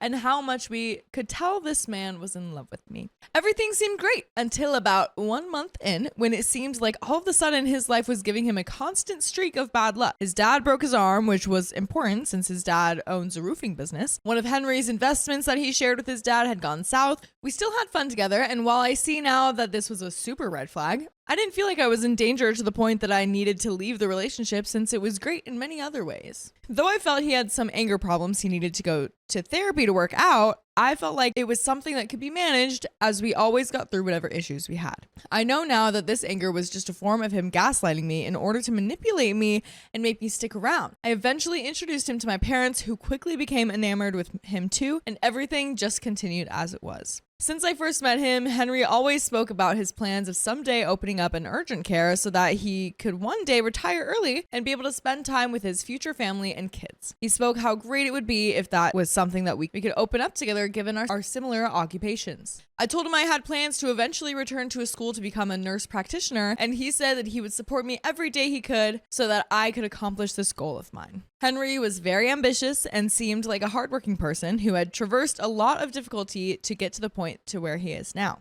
He knew all of the right things to say to make me fall for him. It seemed like a beyond perfect match both romantically and professionally, given that he was a doctor and I am a nurse. I don't like that doctor is in quotes there. Oh no. But I mean, we can all kind of assume where this is going. Fast forward a few months into my relationship with this guy, there were things that made me question if he really was a doctor or if all of his stories were true. When someone lies, eventually things just start to not add up. He always had some type of financial crisis come up that would cause him stress, and he used this to rationalize the verbal abuse he would eventually put me through later in the relationship. Oh no. That's so stupid because like there's literally nothing that's gonna rationalize that. Like I understand, if you get angry, sometimes you can have a moment where you need to express the anger, but you can't express it on another person. If you need to be like, hey, I need to rant for a second, loved one, whoever your partner is, like, and I'm gonna get loud. It's not about you. Then like you can maybe make that work depending on if your partner's okay with that or not. But like if you are just stressed about work or something like that, you can't yell at your partner. I don't know. I don't stand for it. I don't think people should stand for it. I do know that some people are like weirdly okay with it. I don't understand that, but here we are. But he didn't always ask me for money or for his financial issues, which is why I thought maybe he was just being open about his hard time he was going through. I tried my best to listen and be supportive, but it didn't seem to make a difference. Behind my back, he developed a very close relationship with both of my parents, where he would have several phone calls multiple times per week, explaining not only how much he loved me, but also that I could be a difficult and non-supportive partner at times. By doing this, he was able to get my parents against me, and this was demonstrated by the fact that on numerous occasions I told my parents I wanted to break up with him because he had anger issues. This is intense, man. Dang. Whenever I mentioned breaking up with him, my parents defended him, saying that he was the ultimate catch of a man and that I needed to do whatever it took to make this relationship work because I would not find another man like him. Oh my gosh, this is so hard to listen to because what? Because so many abusive relationships, what they do is they pit you against your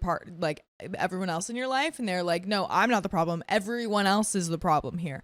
But what this is like, I've never heard of a story like this where the abusive partner is like contacting everyone else in the relationship besides OP and pitting them against OP.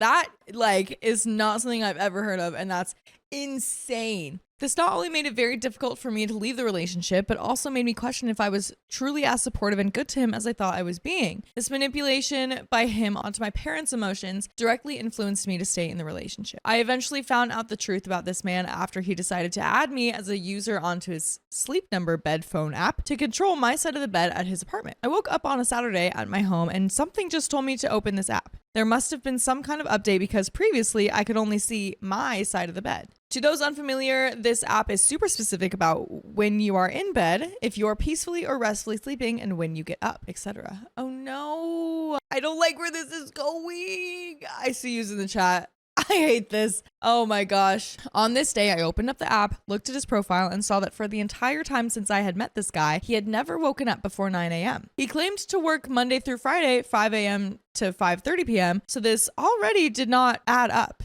My heart sank, and I knew at that point that all the suspicion I had in my heart about this man was all true. He was lying about everything. I told my friends to run a background check while I went to his house one last time on a weekday where he and I both worked the next day to see what he would do. He told me that he had asked his coworker doctor to stay extra on the night shift so he could come in at 7, meaning we would leave for work around the same time. So the next day, we both woke up around 5:45 to start getting ready. He got up, put his scrubs on, put his badge on, made breakfast, and we both went to work. I was about to ask, where is he getting like this official like uniform and all this stuff? But I mean, the internet has everything. So I guess he could easily do that. That is just so much effort to be like scamming someone. Like that's insane. Oh my goodness. This story alone is going to give me trust issues. Sorry, Riley. He asked me to text him when I got to work, which was around 6:45. I did, and I asked about his drive. See, you know that he's asking just to know that when the coast is clear and he can go back home. He replied he had made it to work safe, but that there was a lot of fog that morning, which there was. He wished me a good day and said that he would text me later. I opened up the Sleep Number app, which also tells you when you are laying in bed, and lo and behold, I open it and that's exactly what it says. He is currently in the bed, but texting me that he just got to work. Wow. That's a crazy way to find out someone's lying about that and possibly cheating. I feel like he's cheating, but I don't know. I got to work and started my shift in disbelief of what had just happened, and this man was lying to me the entire time. I mentioned that I had asked my friends to run a background check. That night I was with him and they found a ton. I'm so scared. Not only did the background check reveal that Henry has no medical license, but he has been taken to court for everything from child support cases, he claims to have no children, to check forgery and car insurance fraud. We found several cases where he has been taken to court by banks, credit card companies, and for car repossessions. I told my parents to stop talking to him completely because he was lying about his profession, his life, and everything. It was at this point that my dad let out that he had lent this man over $60,000 2 months prior. Oh my God. $60,000 to this poor man, this poor 80-year-old man. It's like his retirement fund. Oh my gosh. I completely lost it and asked to go home early because I couldn't absorb everything that was happening to me. Henry literally kept me around to get money out of my dad, who is 80 years old and very vulnerable to something like this, and he knew that he was. This is so sad. Behind my back and without my knowledge, this man manipulated my elderly father into lending him $62,500 under the false pretenses that he would be using this money as a down payment on an urgent care. On an urgent care? Is he buying an urgent care? Because he was certain that I was the woman of his dreams and that he wanted to spend the rest of his life with me. Oh my goodness. I guess maybe like if OP was like opening an urgent care or something. She mentioned something like that. I'm not remembering the exact details, but you can go back and find it. So I guess that makes sense then why he would like explain that, because like I feel like it wouldn't make sense for the dad to like lend him $62,000 like if this was his dream, you know? But if he's like, no, this is like for your daughter, like I want to make everything happen for her, I love her so much, all the while like, you know, talking her down, talking himself up. And so the dad is probably like, well, this would be money for my daughter pretty much. And oh my gosh, that is just so insane. He showed my father fake paperwork of a property in North Hollywood that he was planning to buy for the urgent care and photos of a ring he was eventually going to propose to me with. He told my parents that his parents were also on board with us getting married and that they were selling some property in Mexico to pay for the down payment of the urgent care. What? So he's saying that his own parents are also paying for the urgent care? However, because they were selling property and it would take some time to get the money. He wanted to know if he could borrow some of the money with the promises to pay it back so that this plan could be put into motion for us to get married in the next 2 years. Ugh. I would throw up if I was OP. If I learned all of this information, the story's not even over. There's still more to this insane story. But if I learned all of this about my partner who I thought loved me, you know, I'd want to throw up just thinking about it. Oh my goodness. This is insane. This urgent care was going to be both a surprise as well as someday a wedding gift to me because he would make me half owner. My dad was beyond enamored with this idea and believed his words and fake papers. Henry successfully manipulated my father into not telling me about the money loan because this was all going to be one big surprise to me. My dad, being 80 years old and only wanting best for his only child, believed him and gave him the money all while not telling me a single word. So now I know that Henry never loved me, never told me the truth, and used his anger to gaslight me constantly to not only make me question myself, but also feel even worse and even crazy for questioning him. Him paying and treating me to nice dinners and a few vacations was done to make me believe that he was as successful of a person as he has claimed. When I asked my father why he gave him the money since we had not been dating that long, why he didn't tell me, why did he do any of it? My dad just responded with tears in his eyes that he loved me and thought he was doing the best for me. That makes me want to cry. Oh my gosh. This is so sad. Oh my gosh. My only hope reading through this story is that the way she's reflecting on it seems like she has a very clear understanding of what has happened, which is great. I mean, it hurts to hear, but it's great because it sounds like she's hopefully in therapy and processing everything that has happened. Admitting that someone never loved you after a relationship with all this crazy stuff that's happening, that is hard to admit to yourself.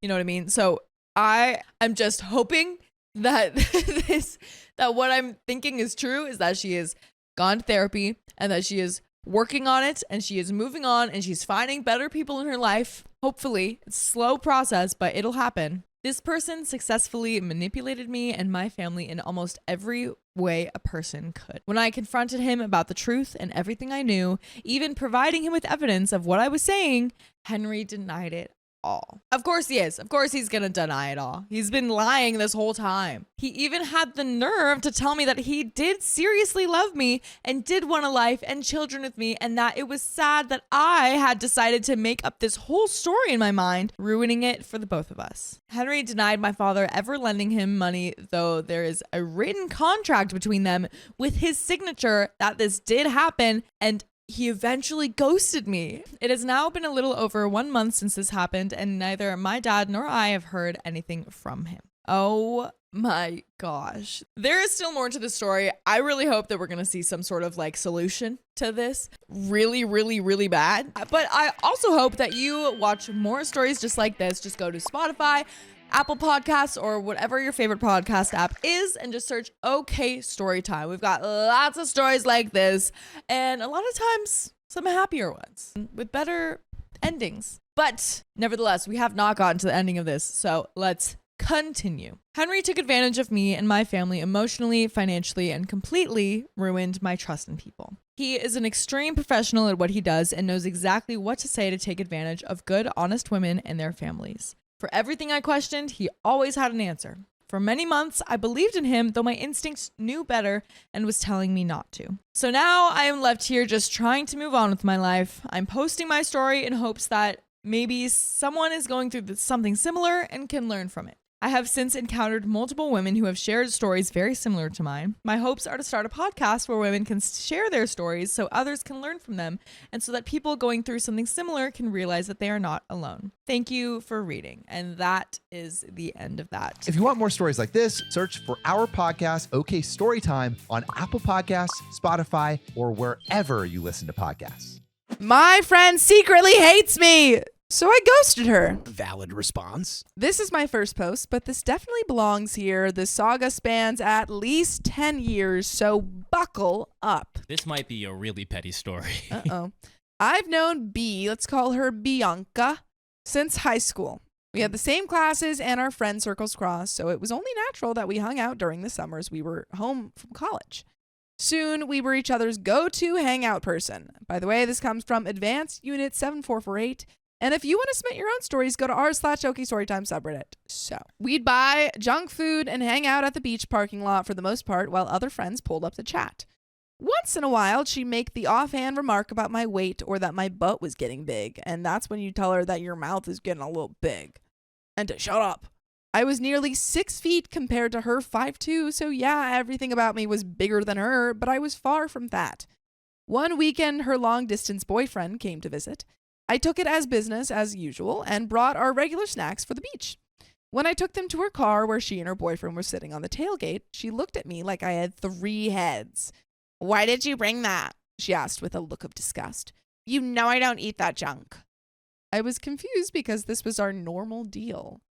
Why are you trying to pose in front of your boyfriend, man? Stop gaslighting. Turns out her boyfriend was monitoring her food intake while he was there. Yikes. Also, enormous red flag. Yikes. You might as well just dunk that guy in a vat of red paint. She didn't want him to find out she ate like a normal person while he was away, and she threw me under the bus in the process.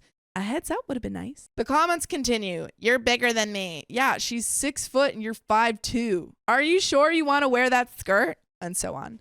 One day I noticed she put a picture of me on the board above her bed. She had taken it while we were on a boat. I was in a swimsuit and sitting in a really awkward position.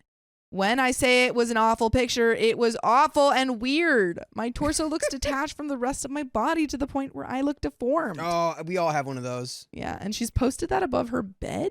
The thing is, it was the only picture of me anywhere in her house. We had known each other since the 11th grade, and this is how she wanted to see me? I didn't know what to think.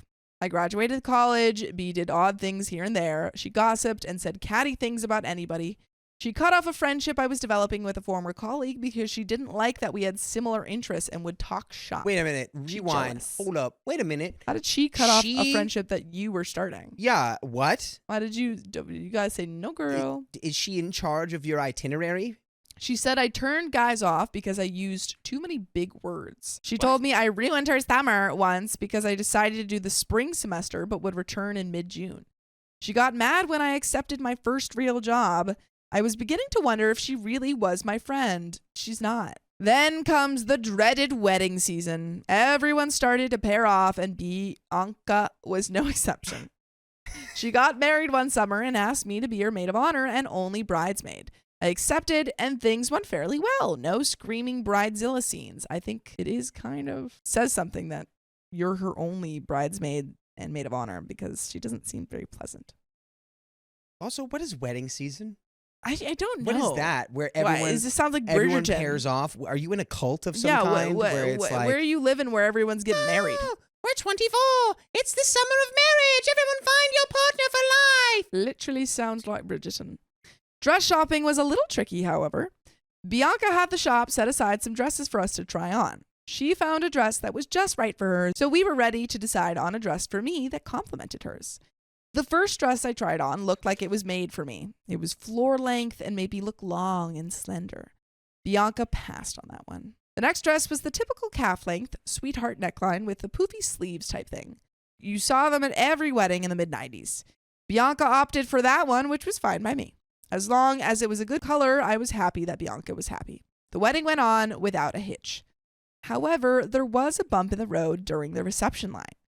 Standing alongside B, several strangers commented on my hourglass figure, which no one had ever said to me in my life. The poofy sleeves and sweetheart neckline of my dress made me look snatched enough to garner attention. Nice. Bianca bristled. I felt bad and uncomfortable. The next spring, an ex of mine, Matt, was getting married. He and I had met through Bianca's work. We dated for about 10 months. We had a great time, and I became close with his mom and grandma. I had some daddy issues I had to work through, so broke it off with him, yet stayed close with his mom. Fast forward a few years later, I met up with Bianca and her husband at Matt's wedding reception. I introduced them to my new guy, Reggie, who I ended up marrying a few years later. Our first in-person date was at this wedding. Weird, I know. Whoa, that is super weird. Wait, your first in-person date was at... Well, their first in-person date, so they had dates at Fortnite. VR But I chat. wanted to make my presence very low-key. I wanted to be the picture of class and decorum. I wore a tasteful beige dress that I frequently wore to church. I stayed seated for most of the reception and quietly chatted with Bianca and Reggie at the table. Once the dancing started, someone in typical Midwest style brought out the money tree. Guests who wanted to dance with the bride or groom stuck $1 on the tree and waited in line for a dance. Bianca got it in her head that I should dance with Matt and wouldn't let it go. She played it like it was innocent fun, but I felt all she wanted was to stir up drama. I wanted no part of that. She kept bringing it up, and I finally had to tell her to drop it. There were far too many feelings to consider. Matt, the bride, Matt's mom and family, and my date. It would have derailed the whole night, and there Bianca sat, salivating like a vulture waiting to feast on the carnage. It bothered me so much that a week or so later, when Matt's mom and I talked about the wedding, I told her what Bianca was trying to do. Matt's mom told me that Bianca also insulted the bride's mom to her face during the reception when she made a snide remark about the food. Matt's mom said she was done with Bianca for being such a, B. This incident caused me to distance myself from Bianca, but I hadn't reached the deal breaker. Majorly redacted for the good of all. There was an incident with a kitten. We no longer have the kitten. The incident involved a large dose of silly juice. I will not elaborate for the sake of our collective peace of mind. I felt duped, tricked, and lied to. It was like waking up to find someone you had known for 10 years was replaced by an alien. I didn't know who she was. I increased my distance from her, actually afraid to end our relationship outright. Over the next year or so, we both moved out of state, so that was that, or so I thought. It was my turn to get married, and I didn't want Bianca involved at all. I knew she expected to be in my wedding since I was in hers. I made excuses about the small wedding venue and how I had to limit the number of people I had in the wedding party. I could tell she was annoyed and suspicious, but it put her off at the time. I made all the wedding arrangements and booked a highly recommended B&B for the wedding night. One day, Bianca called to discuss her travel plans for the wedding. She mentioned she booked a B&B to stay at that weekend. When she said the name of the B&B, my breath caught in my throat. It was my B&B. It was too late to change plans, so I called the owner and asked if she could work with me. I told her I wouldn't put it past Bianca to ruin my wedding night and asked if there was any way we could sneak into our room after our reception and stay hidden during our stay. The owner said she had just the thing. I love that the owner's like, I freaking got you. Yeah, B&B owner's pretty cool. Victorian homes were typically built with servant stairs behind the common areas. She told us how to get in the back door to the kitchen and up the hidden stairs to the second story.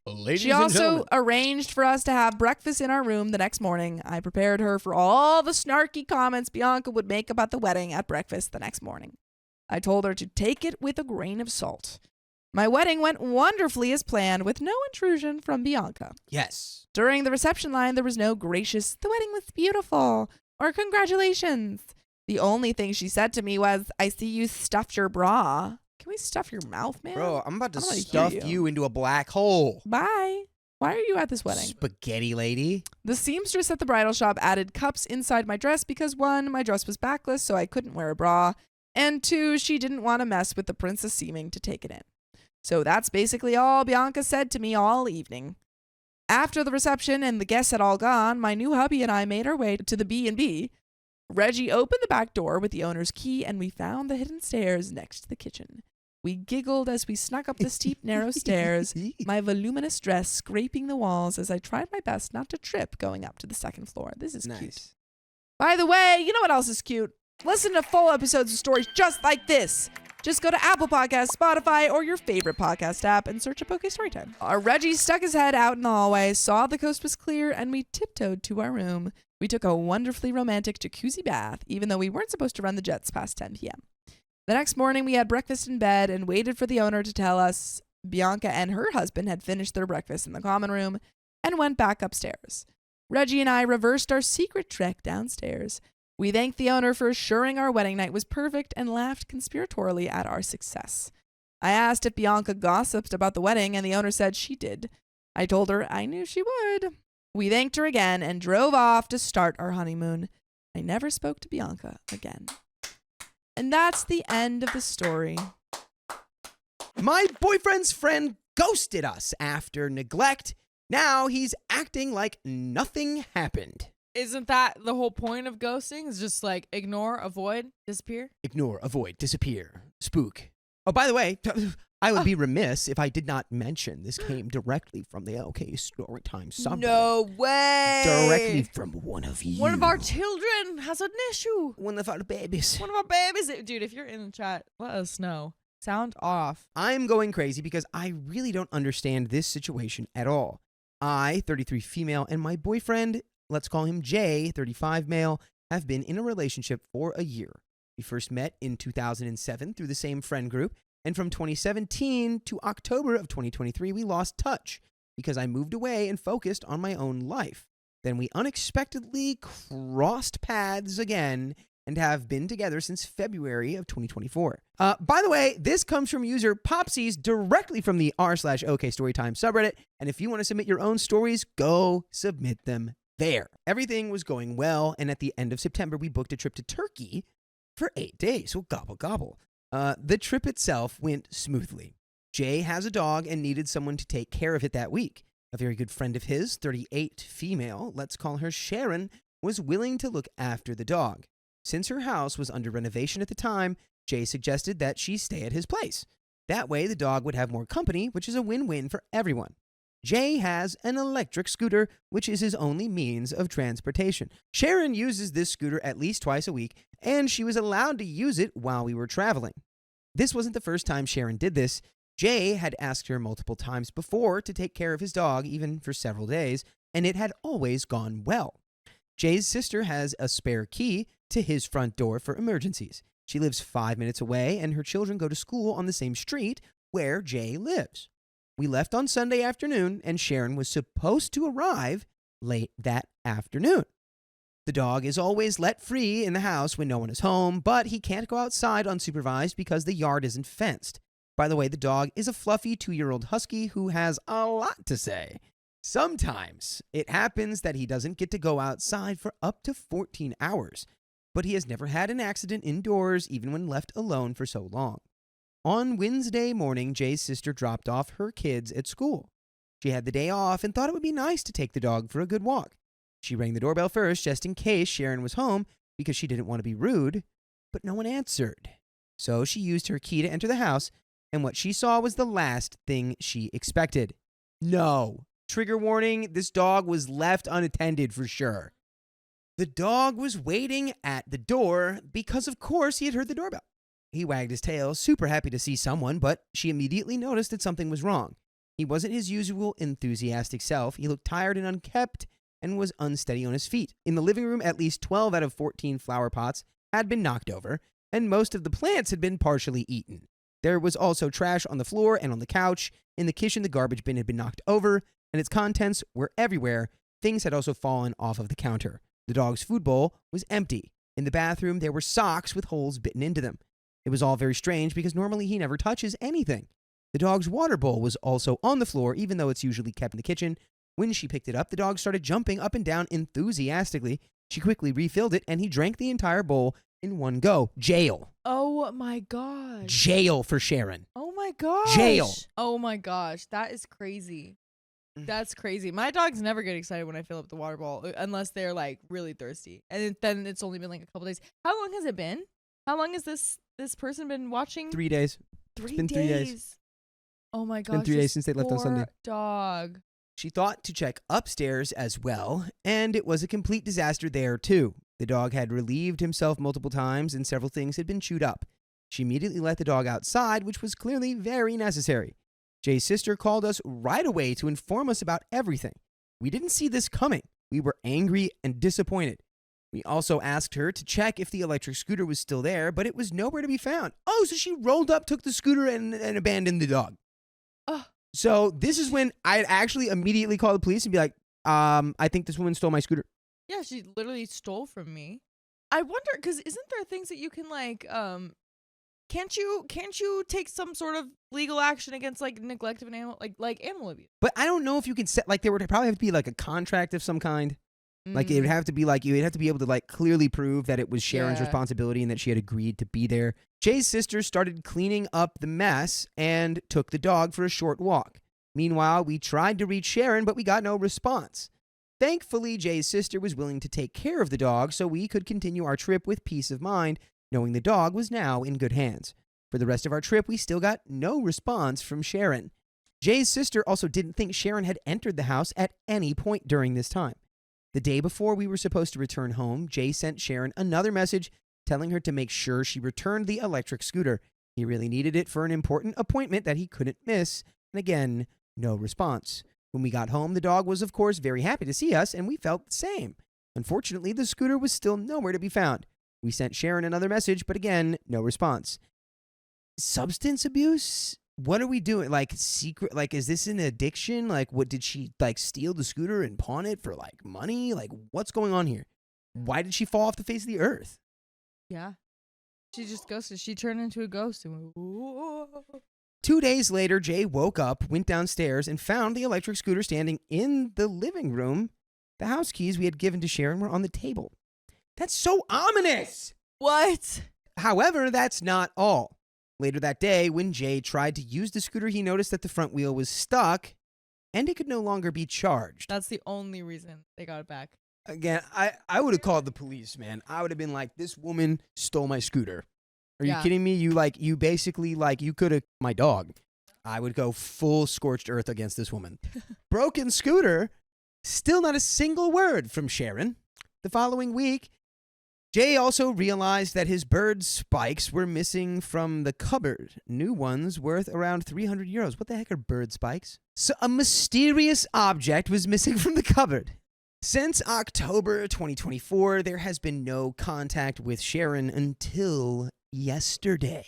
Till yesterday. I had to drop off 2 garden chairs at Jay's place with my car. Suddenly, he said, as if it was the most normal thing in the world, I sent a message to Sharon.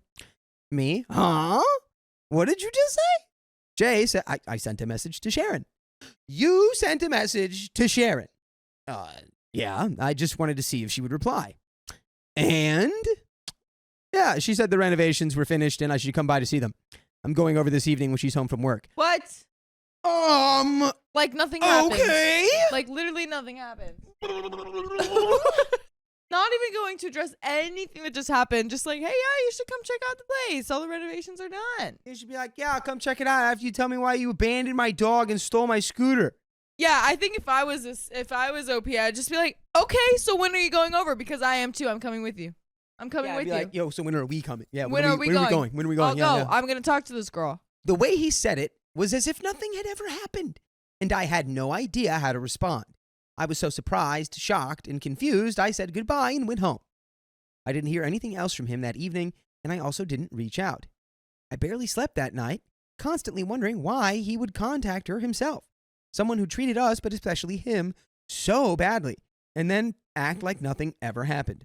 I don't get it, and it's driving me crazy. Now, so really quickly, this is a situation where you don't let that one simmer overnight. Like Angie said, it's like you just immediately go, cool, I'm going too. Yeah. Because I'm going to confront her about what she did to us and our dog. Absolutely. And if you think that he might not like that idea, bring it up calmly at first. Okay, interesting. So when do you think you're gonna go over? Yeah, yeah. When do you think you're gonna go over? When are you gonna go? Like, oh, I'll probably go on this day. Okay, cool. Oh, yeah, I think I can make it that Let day the too. I'll day- go with you. Yeah, let the day roll around and be like, all right, I'm ready. I'm ready to go. Yeah, I'm ready. You're already in the car, just Yeah. waiting until he gets in to go over there. Yeah, I'm going to drive separate. I'm going to go first. He sent me a message to wish me a good day and ask how I was doing. This is something we do daily, but I didn't respond as I have my own business and sometimes can't reply until the evening, so that wasn't unusual.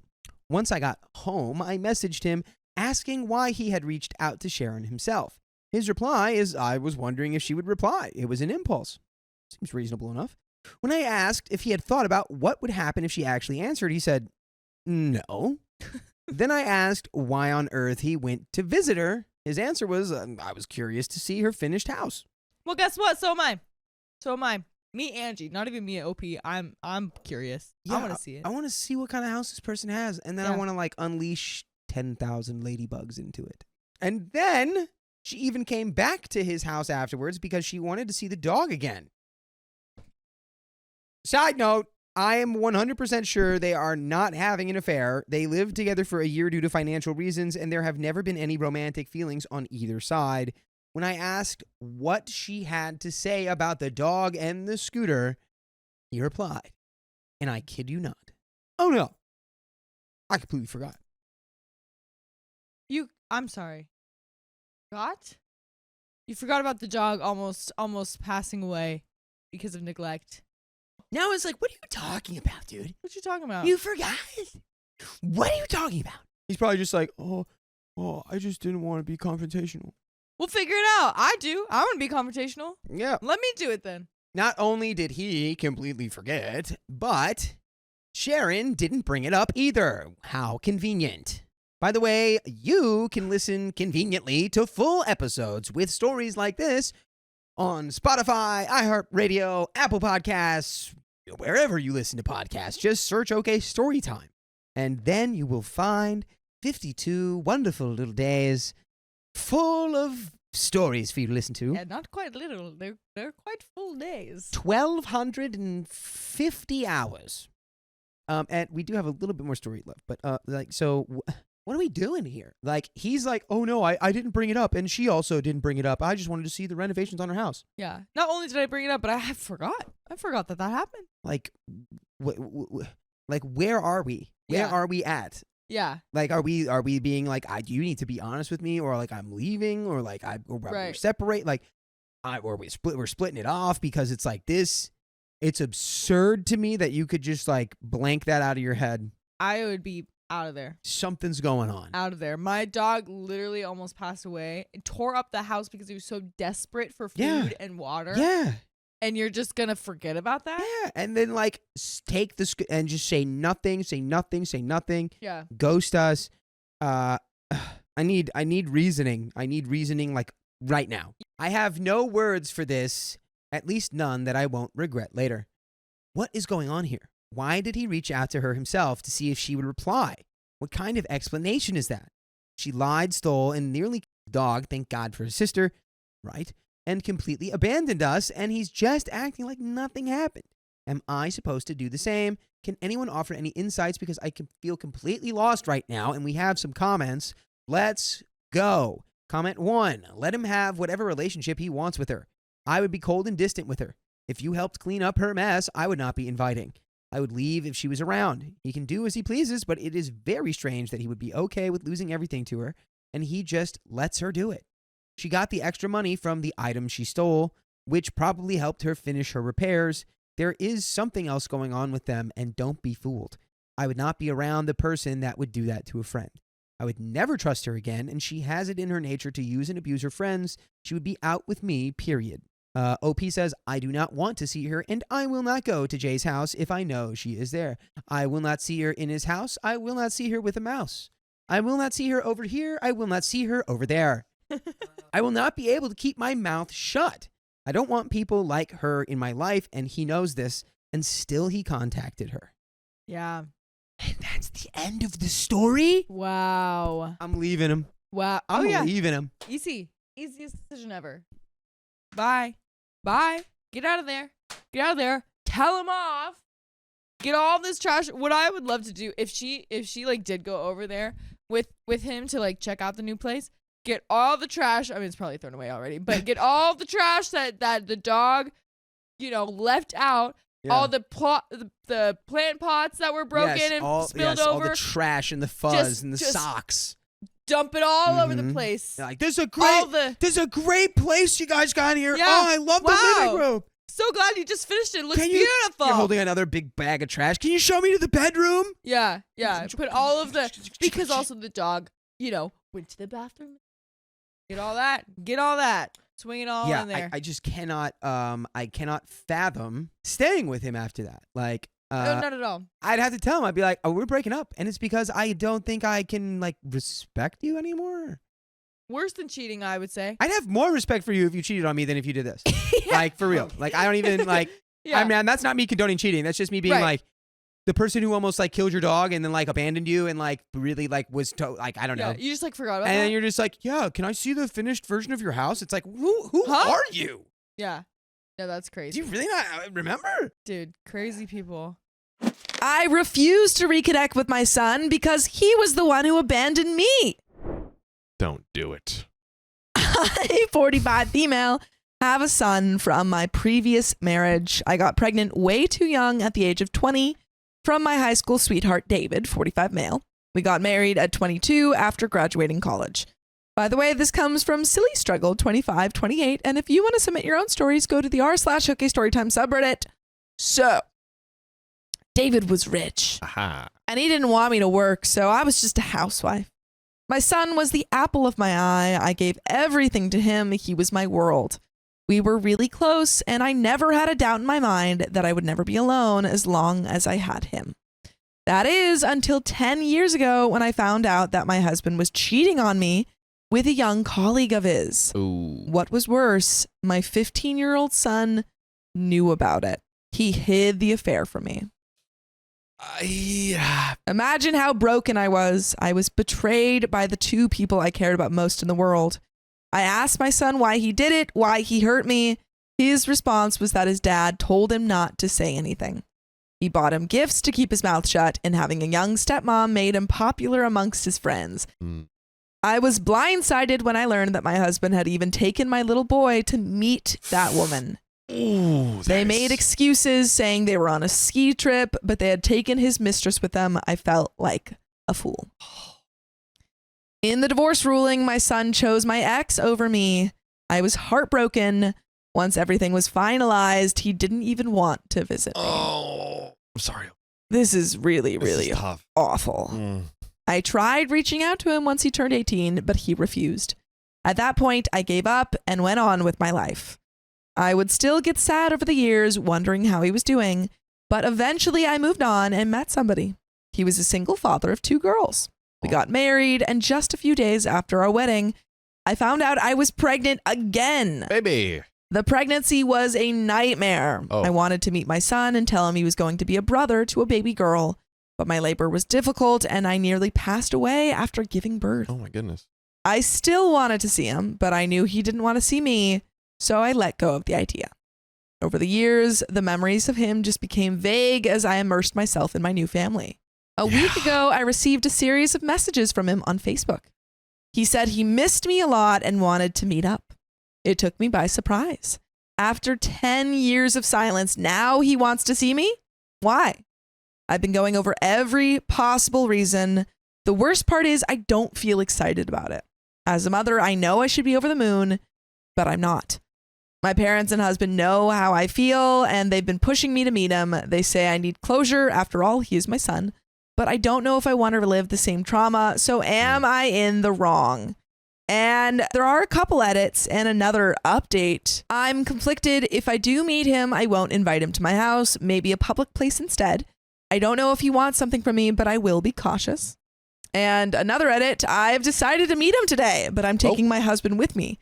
He won't be with us directly, but he'll be watching from a distance. For those of you calling me a neglectful mother who never tried to reach out, I hope you never have to experience what it's like to be rejected and lied to by your own child. I know many of you will justify it by saying he was only 15, but betrayal is still betrayal. Regardless, I will be keeping my distance. And there is an update. Oh man, I am afraid, but also potentially excited. I'm nervous. I'm about nervous, what's gonna but I happen think here. it could be good. I think it could be good. And I have hope. A lot of you have been requesting an update. I finally met my son after so many years. He was not a boy anymore. He was a man. He looked taller than I remembered. So anyways, I read your comments. Some of you gave me good suggestions. I prepared myself for any possible outcome. He could be there to meet me and tell me about his life, maybe reconcile, or maybe he wanted something. Regardless of what it was, I kept my guard up. I asked him to meet me in a public park. I asked my husband to be somewhere nearby so he could see me. My son came 5 minutes after I arrived. He was all grown up. I won't lie, I wanted to cry right there, but I held my composure. Oh. He said hi to me and I smiled. I commented that he had grown up and looked really nice. He just nodded. We sat down and it was silent. I was expecting him to say something at first, but finally I asked what he was up to these days. He told me he was doing fine. He just finished college and was going to apply for grad school. I said that was great. Then there was an awkward silence again. He broke the silence and said, "You must be wondering why I contacted you." Yeah. That's what we want to know. It's what everyone's wondering. We're curious. I replied, "For 10 years you haven't tried to contact me, but why now? I can't help but wonder why you're trying to contact me when you told me years ago that you didn't want me near you because I embarrassed you."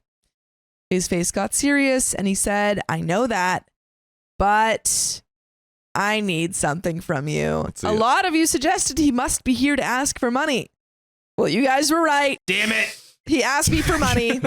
The amount was I had hope. $20,000. Oh no! I had hope, guys. no. He said he needed it because he wanted to go to law school and his father couldn't afford it after losing a lot of money a few years ago due to his failed business. His company went bankrupt and he also had 3 more kids with his mistress turned wife. Oh, That's why they didn't have money for him to go to grad school. It sank my heart. After 10 years, I was finally meeting him. I was hoping we could reconcile and that he would understand what I've been through, or maybe even realize that my husband had been lying to him. But no, he just wanted money from me. I told him I couldn't give him money, especially not such a huge amount. He got defensive and kept asking, "Why not?" Then he asked, "Is this about Dad's affair? Jeez, when will you get over it?" Oh, I asked him, "Why do you hate me? What have I done to deserve your hatred? Have I ever raised my voice? Have I ever hit you or said no to you? Then why? You always pushed me away when I tried to get closer to you. Why? What did I do to deserve it?"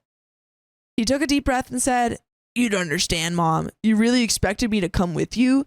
You would nothing. At least Dad could afford the lifestyle I wanted, and my friends actually liked Carla," his stepmom. "Everything was fine until you discovered his affair and ruined my deal with Dad. I get it. You didn't hit me or scold me, but you weren't able to afford the life I wanted. This child is a monster." I asked him if he really thought that his father's affair was the best thing for any of us. I sacrificed a lot for him, yet he chose someone he had only met when he was 14. He said he didn't want to talk about it because it was so many years ago and that I should just drop it. I asked why he never tried to visit me. Was it his dad stopping him? Was it something I did? I had tried to reach out multiple times, but he never answered or made an effort. I gave him space, thinking he was coping with the divorce too. He yelled that I was really annoying. He said his dad hadn't stopped him. He himself didn't want to meet me because I lived in a small apartment with only 2 bedrooms. He hated living in a place like that. He ignored me on his 18th birthday because the gift I gave him was cheap and stale compared to what his dad and others had given him. I agree. My gift was a box of his favorite cookies and an old vintage watch. I was struggling a lot at the time, so I couldn't afford to buy him expensive stuff. But does that mean he should have ignored me like that? I had enough. I told him firmly that I would not be giving him money. I had spent years wondering where he was and how he was doing, yet he was still so disrespectful. Throughout our whole conversation, he didn't even ask how I was. He just went straight to the money. I had been hoping we could move on. He had no idea how much of a mess I was when I found out the man I loved so much had betrayed me. And then my own son had lied to me for him. I thought we had a special bond. My mind had been running through so many possibilities. Maybe his dad had lied to him about me, or maybe he had been mad about something I did. But now I finally had the truth. I didn't want to be his ATM. I wanted to be his mother, even when he rejected me. I was tired of feeling rejected, mistreated, and taken for granted. He kept getting defensive, saying that I couldn't do this to him, that I was ruining his life, and that I owed it to him. I told him no. I couldn't trust him with such a large sum of money. You know what's funny? She did become an ATM. Yeah, A tired mother. a tired mother. John. Tired mom. Wow. Wow. Spitting bars. Dang. Is that This is John her the Rapper? tired. Oh, man. Wow. He snapped and told me to cut the BS because he knew I had money and could easily give him some. I told him no again and again. At one point, he stood up screaming that I was ruining his life and that I owed it to him. I called my husband and he rushed over to keep my son away from me. I now know that I should have trusted my instincts. I cried a lot when I got home. I lost him forever. I know a lot of you will call me a bad mother. You'll call me self-absorbed, but I'm sorry. I've spent a lot of time in therapy to get over the pain of losing my husband and my son. I cannot have him in my life only to be used as an ATM. Even if I had given him the money, there was no guarantee that he wouldn't have ghosted me afterward or that he wouldn't come back later asking for more when the money ran out. I cannot go through that pain again. I may be able to forgive him for what he said to me, but I don't think I will ever forget it. He hated me because I had no money. I would have been fine with weekly visits, but he never wanted that. Additionally, I discovered during our conversation that he was the first one to find out about my husband's affair. And he asked his dad to buy him a new phone in exchange for his silence. Oh my goodness, he blackmailed his dad. This kid is evil. I lost. That's all I have as an update. I'm sorry if there are any mistakes. And no, his birthday was not the only time I reached out like many of you assumed. I tried to reach out before that many, many times. He said he didn't want to or had other excuses. I respected his decision and didn't bother him too much. I finally gave up trying when he was 18, but I still checked his social media for quite a while until I gave up on that too. But you should never give up on us because you can listen to full episodes of stories just like this. Just go to Spotify, Apple Podcasts, or iHeartRadio and search up OK Storytime. As much as I'm hurt by his actions that day, I still hope he learns responsibility and matures. That being said, I hardly think I have the energy to consider reconciling in the future, even if he comes and says sorry. It was already too much for me to be there yesterday just to be humiliated again. And that is the end of that story. Wow. Ouch. Ouch, ouch. Big ouchie. My sister abandoned her son. I don't want her to come back. If you abandon your son, I'm abandoning you. My entire family seems to be torn, and I feel like everybody is making good points. I want to do what is best for my nephew in this situation. I'm going to try to give you guys the black and white version of this. I want you guys to give me honest advice. I want to make sure that I am not letting my emotions harm my nephew or stop him from doing something that he should. By the way, this comes from Question Feisty 9583, and if you want to submit your own stories, go to the r/OK Storytime subreddit. So this story may be a little confusing because I have to tell you guys what happened 6 years ago first. I will use fake names for this post. I was 22 female, now 28. My sister, Abby, was 30, now 36. My nephew, Sammy, was 14, now 20. And my boyfriend was 23, now 29. And my husband. 6 years ago, Sammy lost his childhood best friend. These boys were so close that LJ would come with us on family vacations. They had known each other since they were 3, and people would think that they were twins. LJ passed away in a car accident when he and his father were hit by a wasted driver. Oh my goodness. I'll be honest, it hurt. I felt like I lost a nephew. LJ and Sammy would spend the night at my house all the time when one of their moms had to work. Sammy was understandably distraught. Abby would tell you that he started to act out, but I don't see it that way. Yes, he acted differently, but I feel like every parent here would have given a pass. Here's a list of the things that Sammy did that Abby couldn't handle. His grades dropped from all A's to B's and C's, with mostly B's.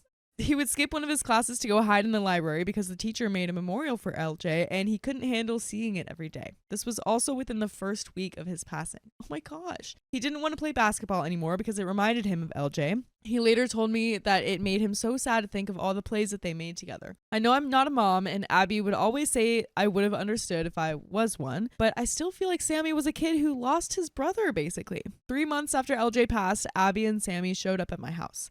Sammy was crying and had a bag with him. And Abby told me that either I could get him or she would drop him off on the street. What? I told him to go to my guest bedroom because I didn't think that he should hear that stuff. That night, I tried to talk to Abby. I asked her what was going on. At this point, I told Abby that I thought losing LJ affected her too. LJ used to call her his second mom. Abby ignored me and left my home. Oh wow. Sammy moved in with me and it was hard for a while. Abby just moved away. She stopped responding to my messages or calls. She would call our parents, but she would hang up if they mentioned Sammy or me. She went no contact with all of us. Oh, wow.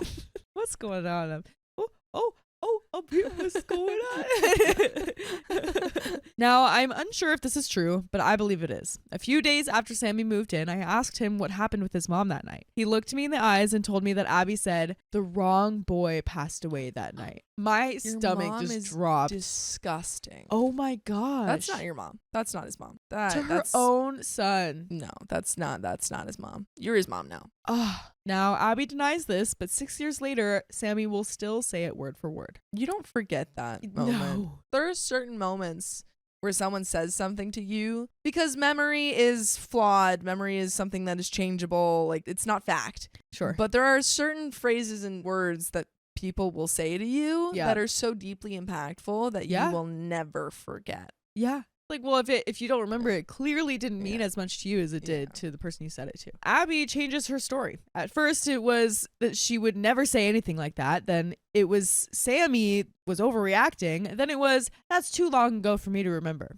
Again, I don't want to say something happens that I'm unsure of, but I 100% believe my nephew. My husband, my boyfriend at the time, helped me to take care of him, and we put Sammy in therapy. It was hard. I felt like I became the mom of a teenager overnight. My parents tried to help, but it was a lot for all of us. Currently, Sammy has gone to college and just finished his second year. Sammy got an amazing internship, and my husband and I threw him a big party in early May. Abby showed up saying how proud of her boy she was.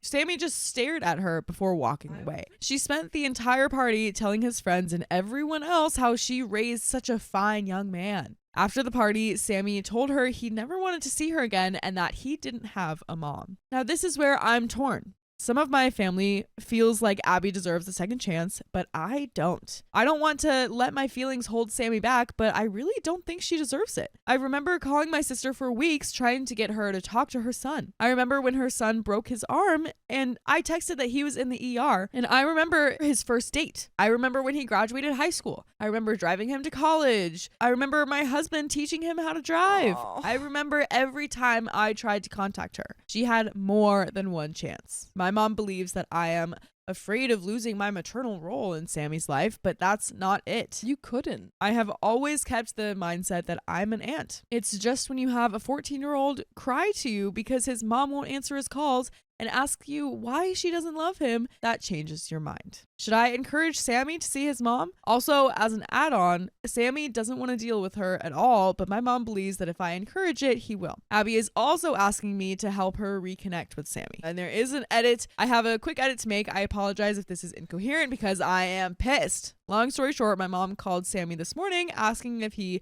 would fix something on her smart TV. No. Oh, but he agreed to do it before he came over here for dinner. They're to trap him. Yeah. My mom and Abby bombarded him. I am pissed already about this, but that's not the worst part. The worst effing part is that I thought Abby came back because she was remorseful or regretted everything. But no, Abby was engaged to a man who has a 9-year-old daughter. Apparently, when the guy found out that she abandoned Sammy, he called it off.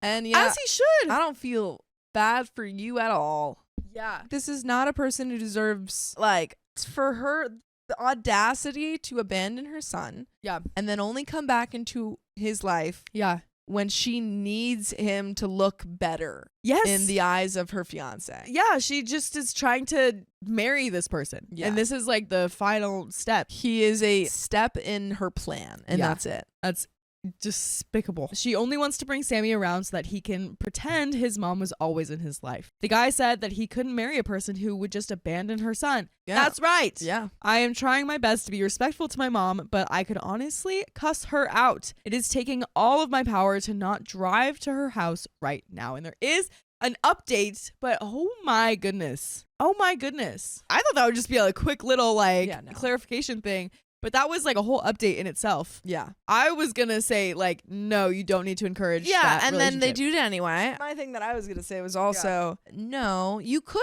if you wanted, go to him and say, if you want to ever see your mom, I'm not going to, say anything against that. But I also support you in your decision to not ever want to see her. Yeah, I mean, he's 20 now. He's 20. So that He's is an adult. like... It's not a child. You're not Exactly. keeping him from his mom. He can do whatever he wants. Yeah.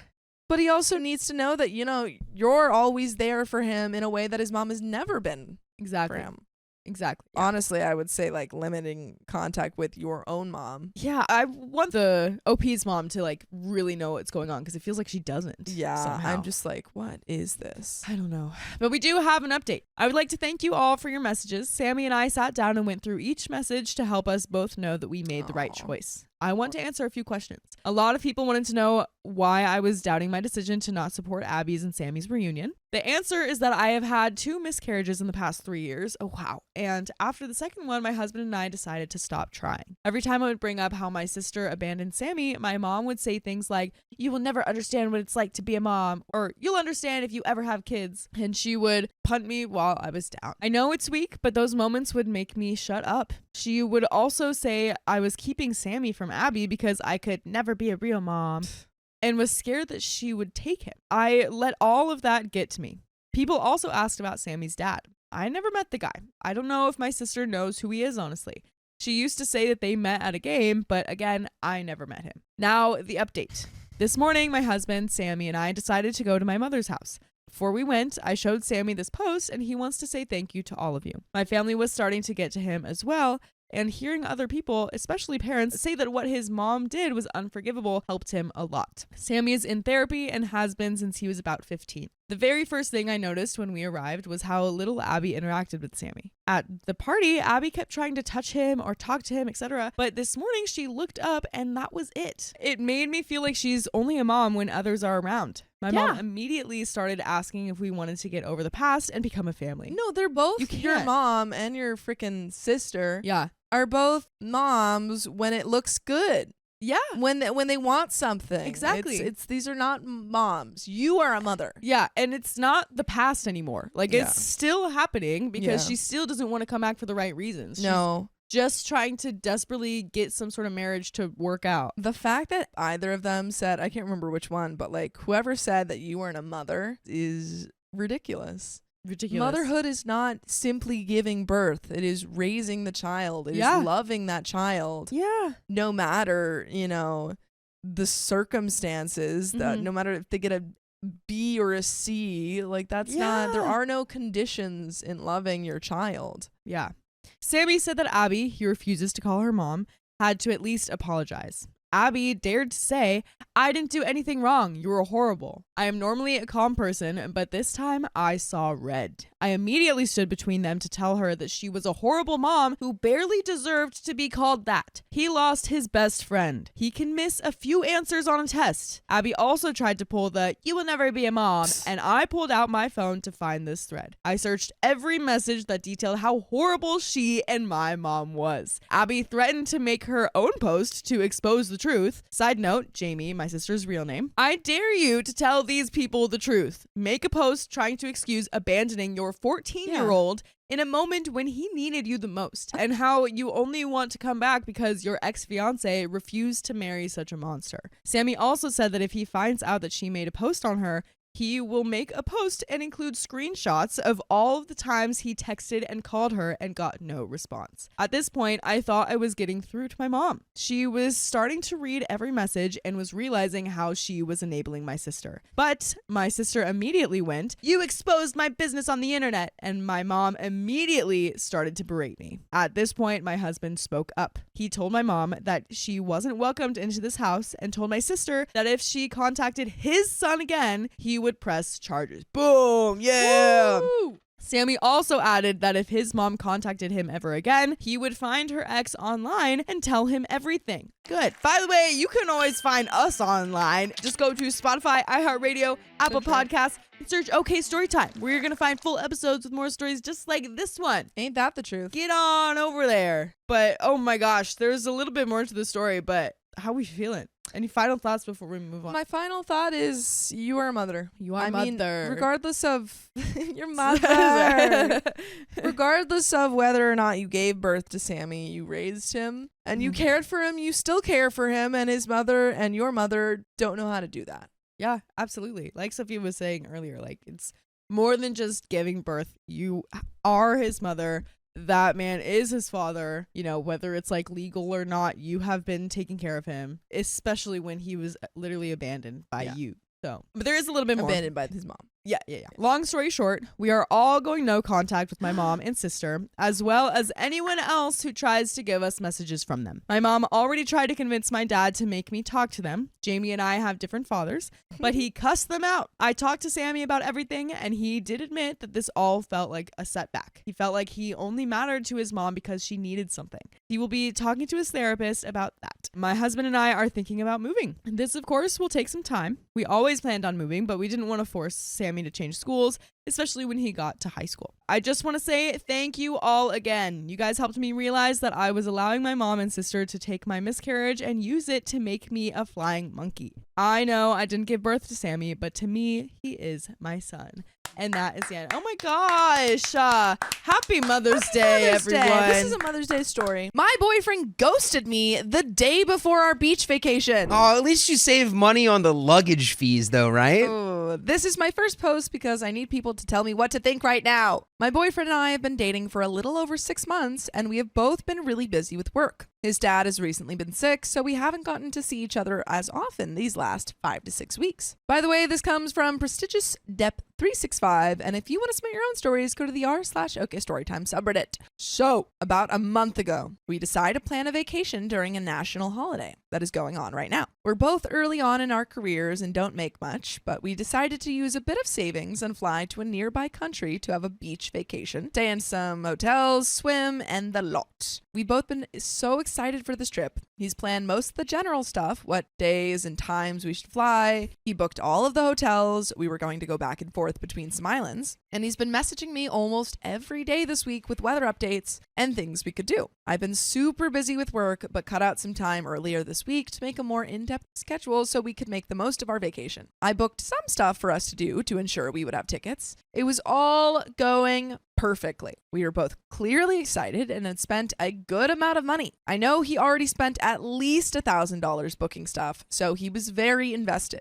Plus, he was the one who initially came up with a plan and invited me. Here's where the story turns. A turn for the worse. Keep in mind our flight is at 9:10 this morning, the 30th, so we had loose plans to meet near my street and get a taxi at 7:30. Yesterday, the 29th, I had Wi-Fi issues at my apartment, so I didn't get a good morning message. When we first started dating, I kind of found these a bit annoying, but I've grown to love them so much, and I know it means a lot to him that I say good morning back, so I try my best to respond within a few hours. So I go to a coffee shop and see that he hasn't messaged me, which I find a little weird, but I take the opportunity to be the one to say good morning first, something I very rarely get to do since he works a 9 to 5 and I'm remote. Then I get to work on my latest project and don't think too much of it. Later, I send in the latest ideas for our trip and ask if he's bringing any nicer clothes in case we want to do a slightly fancier dinner one night. No response. This man is always on his phone. He responds so fast, sometimes it gives me whiplash, and it's been hours and nothing. But I know he's at work, and I feel a little crazy for even thinking anything of it. I accidentally leave him for hours sometimes because I'm not as attached to my phone, so it's not a big deal if he doesn't respond quickly, but it is weird for him. A few hours later, I send him a booking confirmation. No response. I finish my work and go home. Then 5:30 rolls around, and I know he should be off work. I message him again. Still no response. All right, we're in fully phone call territory,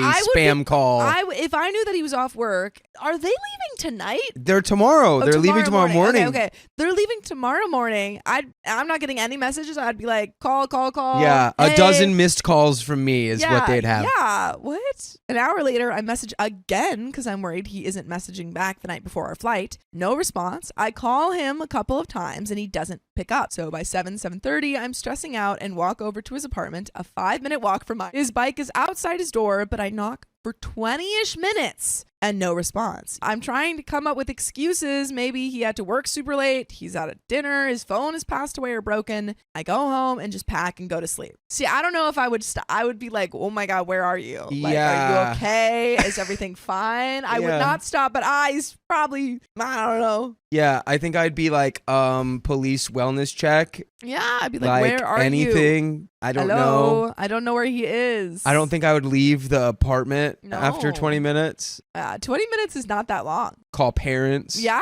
Anyone seen him? What are we doing? This morning, still nothing. We plan to leave at 7:30, so I get ready as I would have and try calling him a few times. At 7:30, I go out to the street corner where we normally have met before and wait. To get to the airport in time to check in, we have to leave by 8 at the absolute latest. I message and call him the whole time and nothing. At 8:01, I head to his apartment again. I'm pounding on the door, calling him. There's nothing, no response. His shoes are there that I can see, his bike outside unmoved from the day before. We have missed our flight, so I request a refund on the site while literally sitting against his door. I miraculously got the refund, by the way. I cancel any bookings I made, all of which went through. I'm super sad about missing our vacation, but I want to emphasize that I'm not mad about the money. I was able to get it back. I'm scared at this point. He's been the perfect boyfriend. He brought flowers to my place when I got sick. He's always on time to pick me up for our dates. He plans things for us. We've never fought. I don't even think I've ever seen him annoyed with me. And I'm super annoying. The last time I saw him, the 24th, his last words to me were, "I love you," like 3 times. Then when I left, he messaged that he loved being with me and later sent me a goodnight message. I'm crying at this point and accepting that he's probably not home or I would have heard him. So I go home and just cry and get pizza and wine. I message him approximately 100 million times and try to call and still nothing. I haven't met his family yet, so I don't have their contacts. I've met a couple of his friends and workmates in passing, but didn't think to get any of their numbers. Why would I? I know the building where he works, but not where his office is or the name of the company. It's not my native language, and names are really hard for me to remember. So he might have told me, but I forgot if he did. My point is that I have no way of contacting him. If he's in the hospital or something, no one is going to think to call me. You're not like his emergency contact? Apparently not. Okay. It's the evening of the 30th as I'm typing this. I recently got back from his apartment again and his bike hasn't moved. I taped a message to his door to call me and included my contact info for anyone who goes to his apartment in case someone else might know what happened. Girl, how are you not calling the police? The mafia's gonna come after you. They now know. Yeah. Yeah, he's been trying to protect you. I hope that was a fake address that you gave. I can't think of anything else to do, and I'm terrified and crying constantly, thinking the worst. I'm trying to think of what could possibly be happening. He takes his bike everywhere, but it's outside his apartment, unmoved. He spent a lot of money on tickets for this trip and then didn't show. Where I live, you need your phone to use taxis and metros and such, and there are charging ports and repair shops everywhere. So even if his phone passed away on the 29th or broke, it would be fine by now. My best idea is that there was some sort of family emergency, maybe with his dad who was sick, and that he had to go early on the 29th to see them. Maybe after he got there, he lost his phone and has been super crazy with family stuff and hasn't had the bandwidth to go get a new phone. He also just has my contact saved and doesn't have my number memorized. We use WeChat. I've cried more today than in the past year. Please tell me other things I can try or other excuses for why he isn't responding and didn't go on the trip. I'm so scared. When I was at his apartment door tonight, all I could think of was, what if he fell and hit his head and he's on the other side of the door, passed away? But I'm not about to go full crazy and call the cops, though I'm considering it at this point because the image won't leave my head and something is wrong. I can feel it. Please help me. Man, it's just going to be an entire comments section screaming at OP to call the police. Call the police. I mean, honestly. I don't want to go full crazy and call the police just because someone disappeared off the face of the earth. It's like you're not doing it out of a crazy sense. You're doing it out of a very reasonable worry about your partner's life. Yeah. Who has disappeared. So Edit. weird. Thanks for telling me I'm not overreacting. This was what I needed to actually try to contact the cops. And comments, think harder, run faster. Call the cops. This is very worrying. I would be concerned about his safety and well-being. You are not overreacting. Have them do a wellness check. Little Missy 145 says, why aren't you calling the police? Call them. Opie says, okay, thanks. I really didn't know if I was overreacting. Oracle of Atlanta says, if Chinese is not your first language, I'd also look into contacting the embassy for your country. Got the impression you were foreign. Wait, how did they know that she's in China? I don't know. Wait, are they just assuming? That might have been in like the title maybe Oh, okay. or something. Who knows? They may have resources to help you get translations when contacting the police. I really hope that he's safe and that you're doing as okay as you can be in this situation. You are not overreacting in the slightest. I would be a mess, and so would most of my loved ones if something like this happened. Trust your gut. Please don't prioritize updating Reddit. Your emotions and both of your well-being should matter more, I guess.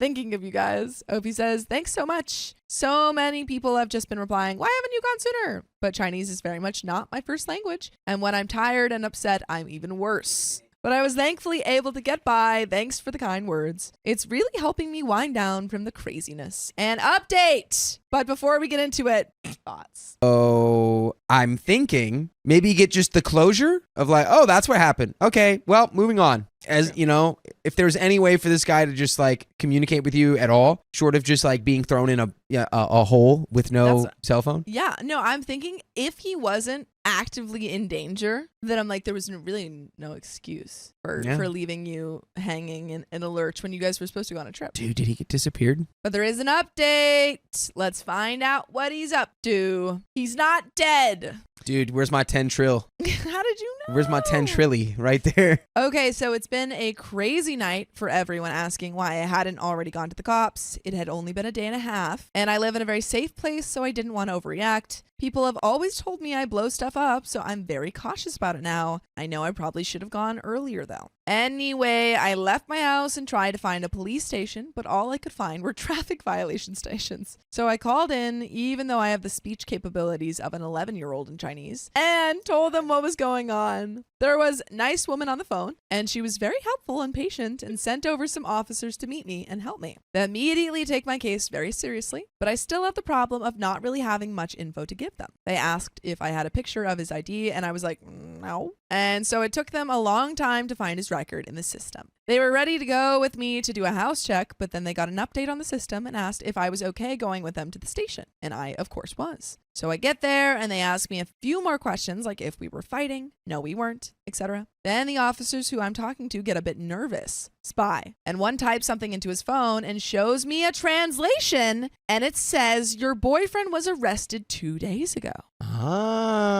What?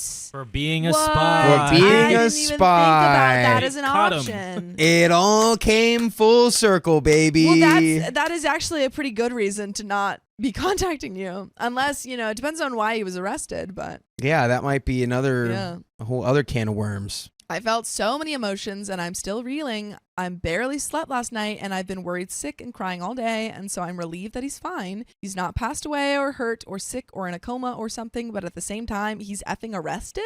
I'm still trying to wrap my head around it, quite frankly. They couldn't tell me why he was arrested because the case isn't closed, but they took down my number and they said they'd call me. But yeah, I'm so exhausted from this whole ordeal. Since I know people will ask, he's a great guy, a very nice person. He does, however, have very little regard for rules and regulations. He is an a-hole driver on his bike and often cuts off cars. Also, he's not an angry person ever, but I kind of see him getting into a fight if there's a good reason, at least in his own mind. I know he once got into an altercation with someone early in our relationship for cursing out his mother, but both of those mean you are held in custody until they figure out the case. If it's just a minor traffic violation or a fight, he'll be out in a few days and probably pay a fine. If it's something worse, well then maybe I shouldn't be seeing him anyway. Anyway, thanks for everyone who commented and made me feel like I wasn't overreacting or being a crazy girlfriend. And there is an update. I need to know why he was arrested. If this ends without us finding out and she's just like, well, I guess that's the end of our relationship, I'm going to be pissed. We'll know for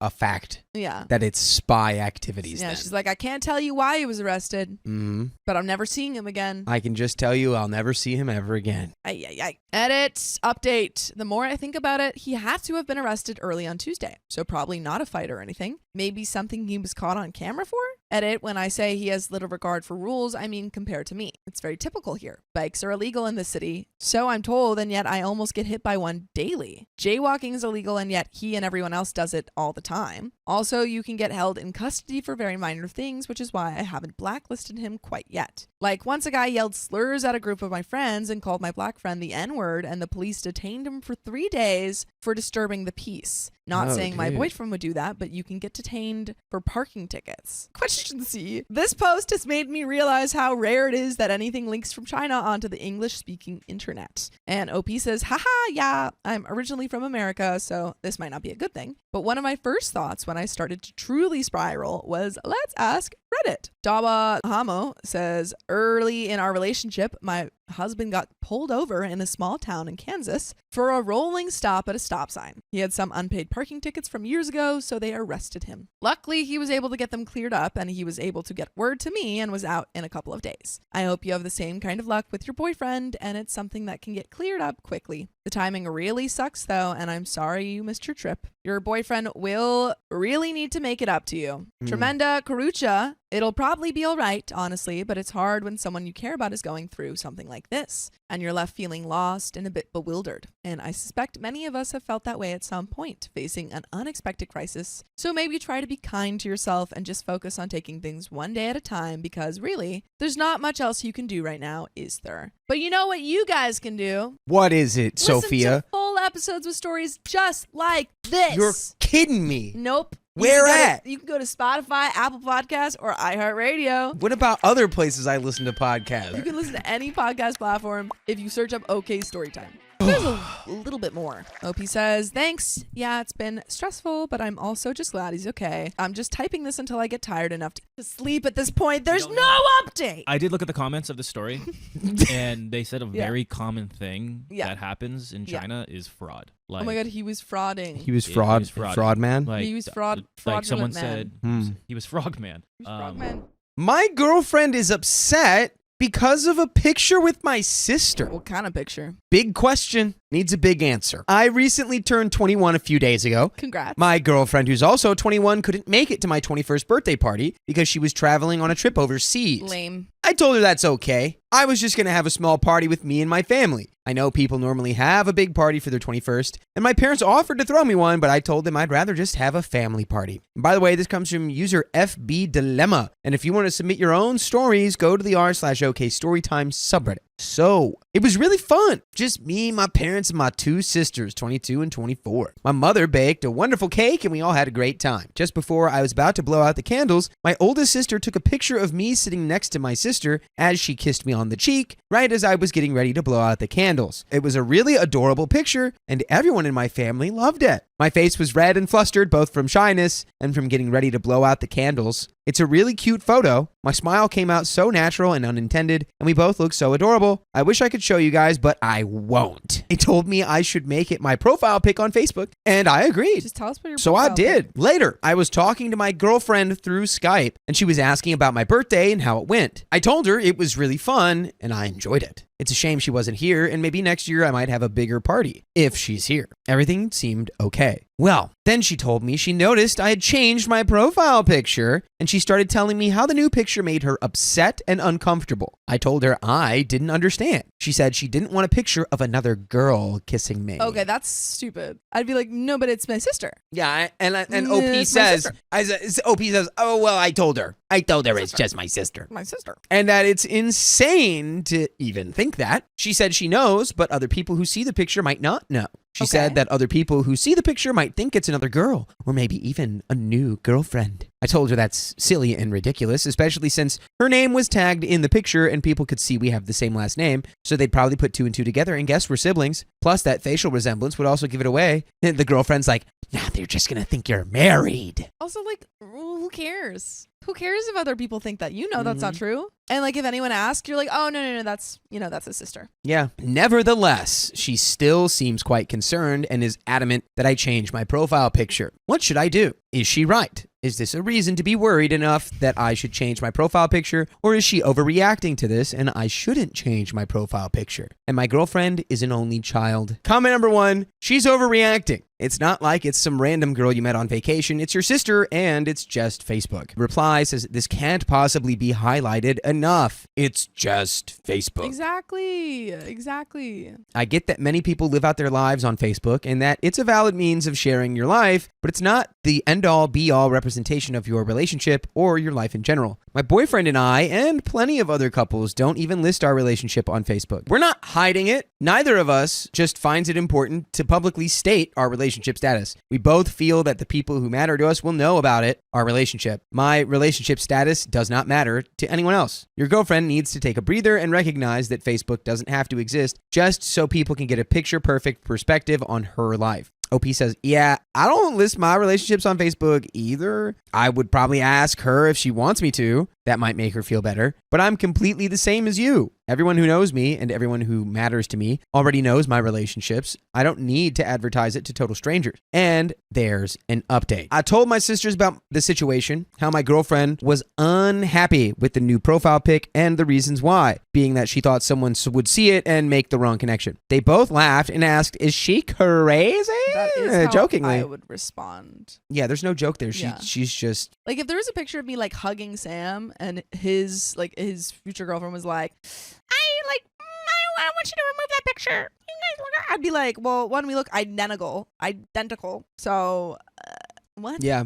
I then proceeded to tell them that while I completely disagreed with her logic and reasoning, and while I thought she was overblowing the issue, I think I might get rid of the profile pic to make her happy. The younger sister, they're both older than me, but one's 22, the other's 24. The one who was in the pic with me said she didn't really care. She said she's a bit disappointed that I was going to replace it so soon, but it's my Facebook, and she doesn't care about Facebook anyway. The older sister was sort of upset, though. She told me she had really liked the photo she had taken of her two younger siblings on such a meaningful occasion, and she was really proud of it. She said we hardly had any family photos together since we had all grown up, and all our old family photos were of when we were kids. She said memories as young adults are still important, and we would still want to look back and remember that someday. That's why she still thought taking photos nowadays was important. My older sister also pointed out that she was sad that I was so ashamed of a photo she had taken of her two younger siblings that she was immensely proud of. I corrected her and pointed out that it's not me that was ashamed, rather my girlfriend who didn't like the picture. And that's why I was taking it down. My sister said I should stop trying to hide behind my girlfriend as an excuse, and that if I took the picture down, it would be entirely my decision. And if I do it, I should at least defend it using my own argument instead of just saying, she made me do it. We then reached a compromise. I'll keep the picture up for 1 week as my profile picture, then I'll change it to something else. Well, I thought we had already all agreed we don't care. This is too much effort to put into a Yes. Facebook profile pic. Why are we caring? That,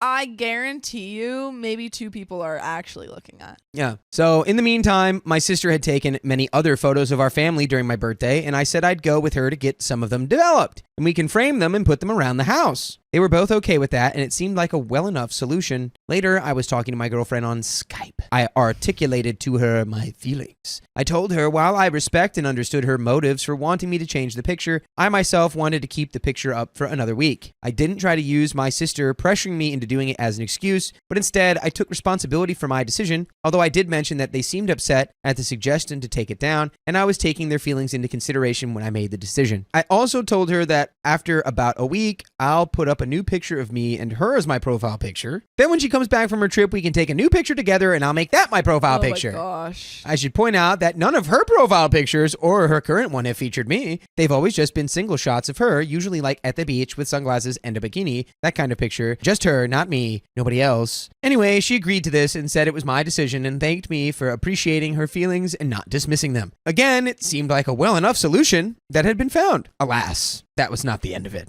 Oh no.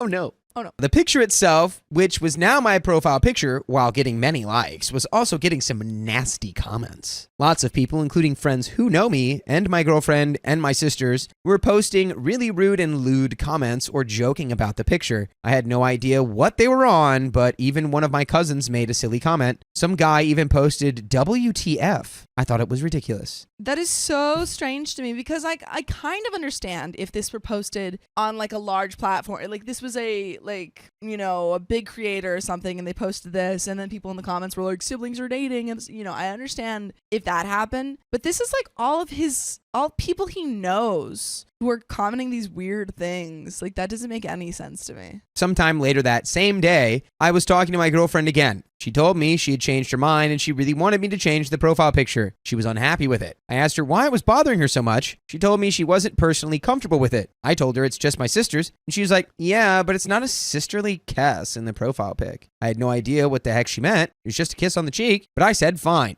I deleted the picture from my Facebook and computer. I was actually kind of peeved and I deleted my entire Facebook account. I should have done it ages ago. No Facebook, no problem. My girlfriend asked me where my Facebook had gone. I told her it was deleted. She said that was unnecessary and I had overreacted. I told her I did it for myself because I didn't even want it anymore. It was annoying and tedious and I never liked it. She asked me how we were supposed to communicate and stay in touch now. I told her we were communicating every day using Skype. We don't need Facebook to stay in touch. But she said, what about sharing pictures? I told her, Message, text, literally text. let's send postcards to each other. There's so many different ways to send pictures to your partner than Facebook. She pointed out that takes really long, and it's much easier to just upload pictures to Facebook where we can both see them. I then brought up a risky suggestion. I told her, why don't we just use her account? She can give me her password, and I'll use her account to view her pictures whenever I want, and I can upload pictures of me and her onto her account. To my surprise, she was really receptive to that idea and instantly accepted. Okay. She wanted to change her name to make it a joint Facebook account for both of us. I told her that was unnecessary. She can keep it under her name and details, but just have it used by both of us. She agreed. She also asked me not to read any of her private messages, and I agreed. She changed her own profile picture to a picture of both of us and said when she gets back, we can take a new one. Now, I know what many of you are going to say. Oh my God, you use her Facebook account? You are so controlling and obsessive and creepy. Well, it was something we both agreed to. And even though I suggested it, she was receptive to it, and it was something we both wanted, and thus it was both our decisions. And I fully intend to keep my word not to snoop through her private messages. I'm actually really glad she trusts me and believes my word on that. I logged into her Facebook account using her password just to see if it works. Turns out it does. She really did give me her true Facebook password. I trolled her and wrote on her page using her account, I really love OP. He's the best boyfriend in the whole world. Hee hee. Then I logged out. I was half expecting her to delete it, but I logged back in 3 hours later and saw it had not been deleted, but she had liked the comment instead. I thought OP was like leading, like we were building up to a problem. Seems like they're chill. What a funny It seems vibe like they're on. We've figured it out and everything's fine. This I feels don't like know. a story that would have been written in 2008. I was Yeah, gonna say this sounds yeah. like middle school for me. It does. Right. Well, it sounds think like Jelaba said early it too. 2000s, It sounds- like dating. Like, Yeah. And by the way, you're going to like listening to full episodes with stories just like this. Where are they, you may be asking? Well, where? Sophia, they're on Spotify and Oh. iHeartRadio and Apple Wow. Podcasts. Wow. Wherever you listen to podcasts, you can just search OK Storytime and find the just bountiful treasure trove that we have waiting for all of you. It's good to know. Okay, we have a little bit more story left here. I think, well, do you have any parting thoughts? No, I think that this relationship will not last longer than 5 months. I think it's a red flag in any relationship to be that wrapped up in the In the social political media. presentation of your social media. Just make sure that, social media can be fine in moderation, but just be aware because it, can be dangerous. As for my oldest sister, I still intend to go with her to get those photos developed, just like she promised I would. I sort of agree with her on what she said, that these memories are important and we should try to remember them. My sisters were all like, I can't believe you deleted Facebook. You always overreact to everything.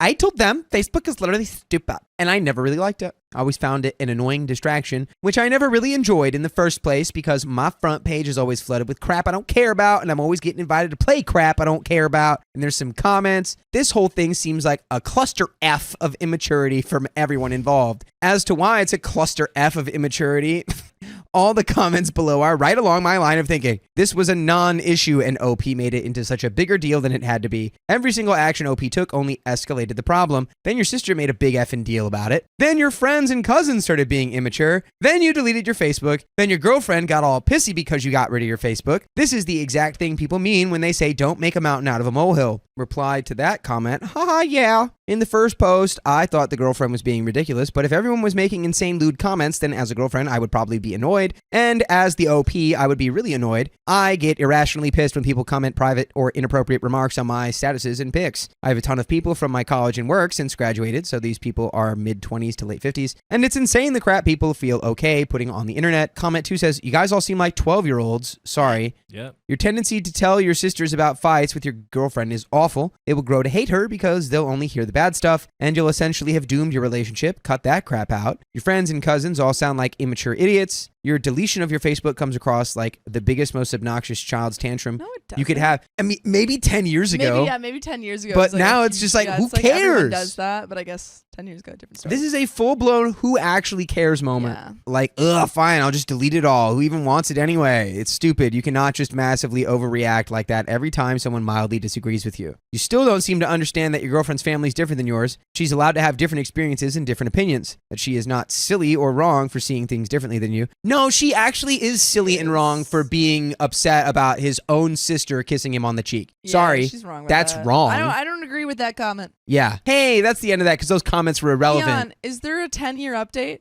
Is there an update? There's no other updates. So from that account. guys, 10 years later, I Then you finally go- Literally just posted that stuff, and that was it. Well, that's the end of that story. and the end of this episode. We love you and see see you tomorrow.